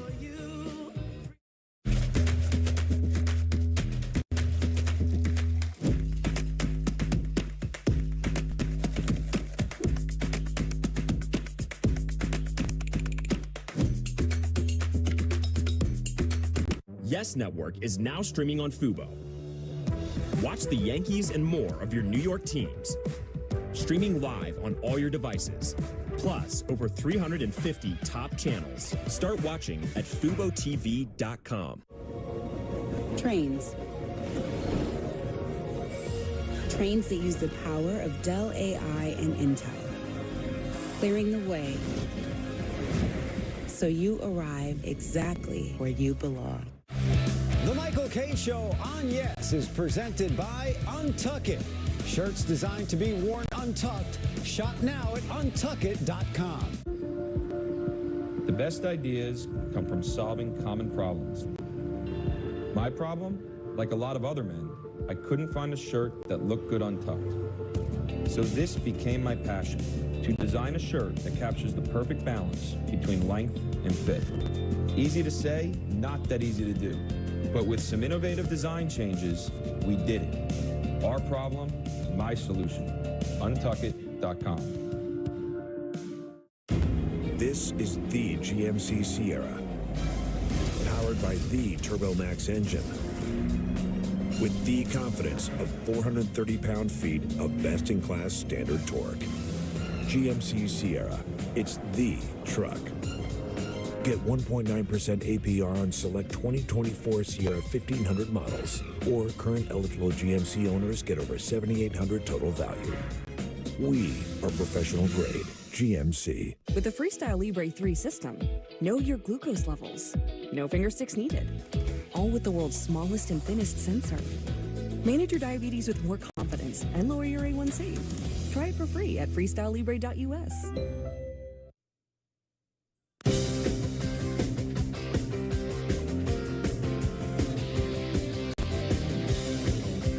Don's won 2 weeks in a row. Well, just a lot of right out of the gate. It's got to be on great. The biggest of all days. It's a big day. Hey, who's hot, who's not? Brought to you by General Plumbing Supply. Who's hot? Giancarlo Stanton, who's hitting .400 with 3 home runs in his last 5 games. Who's not? Brandon Nimmo, who's hitting .100 in his last 5 games. That's who's hot, who's not. Brought to you by General Plumbing Supply. General Plumbing Supply's starting lineup of experts will help keep your clients cool and your business hot. For Grand Slam quality and service, trust the real experts at GPS. This This portion of the Michael K. Show on 98.7 ESPN brought to you by Mercedes-Benz of White Plains. Proud member of the Pepiata Group, the name you've trusted since 1968. Let's go to Mr. Bitcoin on the Upper West Side. Hey, guys. Whoops, I'm just getting off of speaker. Okay. Hey, I have a hellacious list for In the Wild. Now, I'm 64, and I've always kept my eyes open, and I've run in, and I've seen so many people. So last week, I heard you say, Michael, that if you're at an event, that it counts. So, for instance, this is not going to count for me, but I was in an event that it was a James Taylor concert, and I saw Billy Crystal, Katie Couric, and Beth Stern. And then here's my honorable mention list. Linda Blair, Billy Bush, Boomer Esiason, David Blaine, Lisa Loeb, Doug Williams, Henry Winkler, Kenny Albert, and Dr. Ruth. And here's the list. It's a top 10. Number 1 is Phil Jackson. Number 2 is Conan O'Brien. Number 3 is Pele. Number 4 is Goldie Hawn. Number 5 has an A and a B. Andre the Giant and Dusty Rhodes. I've seen them at different times. Number 6, Henry Kissinger. 7, Lawrence Taylor. 8A is Pete Rose. 8B is Mariano Rivera. Okay. 9A is President Nixon. President Trump is 9B. And number 10 is Michael K. 2 times in the Wild. Wait, hold on. Are you happy with yourself, Peter? Are you happy with yourself? This might be the day it died. What just happened? What just happened? Is this guy a professional stalker? Well, I think the biggest name he listed was Kenny Albert. I mean, let's be honest. But also part of the story is where did you see them? Right. It doesn't make sense what he just listed. So and what do you do for a living? You in the wild have seen 50 celebrities, and I'd say 10 of them were like huge. Right, what if he's a limo driver? Then it's not in the wild. We got to judge it by in the wild. He was just barking out there. I think he's into Bitcoin. I think today's the day it died. What does that have to do with with shame. I really enjoy that segment. You think that was the end of it? There's always Yeah, something I do. that kills it, and there's at least a possibility. We need a really good one, otherwise it's going to die. You mean like someone who is normal and just calls up with one, and it's a good story? Like it's not. It's not designed to be a list of celebrities. And also, how do you do top 10 and then have 3 of them have an A and a B? Then it's really a top 16. So that's another great top point, Top 13, Michael. yeah. That might be point guard, what Michael just said, because you can't do a list, and in your list, there are multiple people on each number. You already give it. Yeah. And wait, what happened before the numbered list? What got us to the list? Oh, yeah, he had all the ones before. There was a preamble?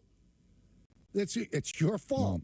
What happened there is a shame. Now, you took the call. What did the call description say? In the wild. Yeah, but it was Mr. Bitcoin. Come on. Yeah. Oh, that was Mr. Bitcoin again, right. Yeah, you know what? We might have to put him on timeout for the next 2 or 3 years. 3 years? Wow. Yeah, a while. Now, do I get any props? I had Griffin on right away.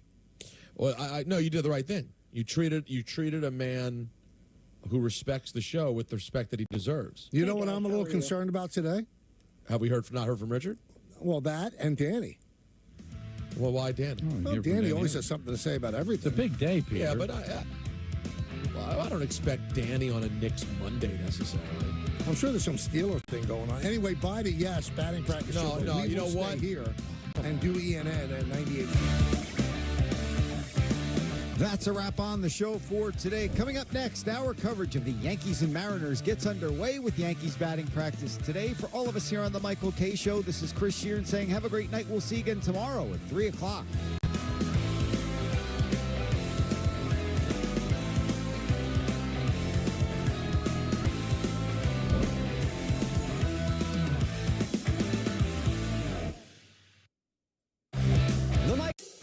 Are you ready? I'm ready. 10. You said, I've been living here 10 years and I haven't found a good pizza spot. That's good. That's really good. 0.00. Oh, baby, talk to me, bro. You, Nick Swisher, have the lowest ERA in the history of baseball. That's right. There have been 2,740,718 views of your Savages in the Box viral rant. But with some innovative design changes, we did it. Our problem, my solution. Untuck it, T-Mobile.com. Is it possible to be more capable and more practical? Be able to perform here and here. Make a statement while barely making a sound. And command the road as well as what lies ahead. How we get there matters. Get exceptional offers at your local Audi dealer. At Spectrum, we know that internet is a vital tool to help you fulfill your dreams. My dream is to become a video game developer. My dream is to get my online college degree. Unfortunately, federal funding for the Affordable Connectivity Program is ending. That's why Spectrum designed affordable internet and mobile solutions to keep you connected. We are committed to delivering reliable, affordable internet and unlimited mobile to keep you connected to what matters most to you. Step into the world of Golden Nugget Online Casino. With all the slots and table games you love, feel like you're on the casino floor no matter where you are. Score rewards by playing your favorite games. And get your winnings almost instantly with lightning-fast withdrawals. Go! So what do you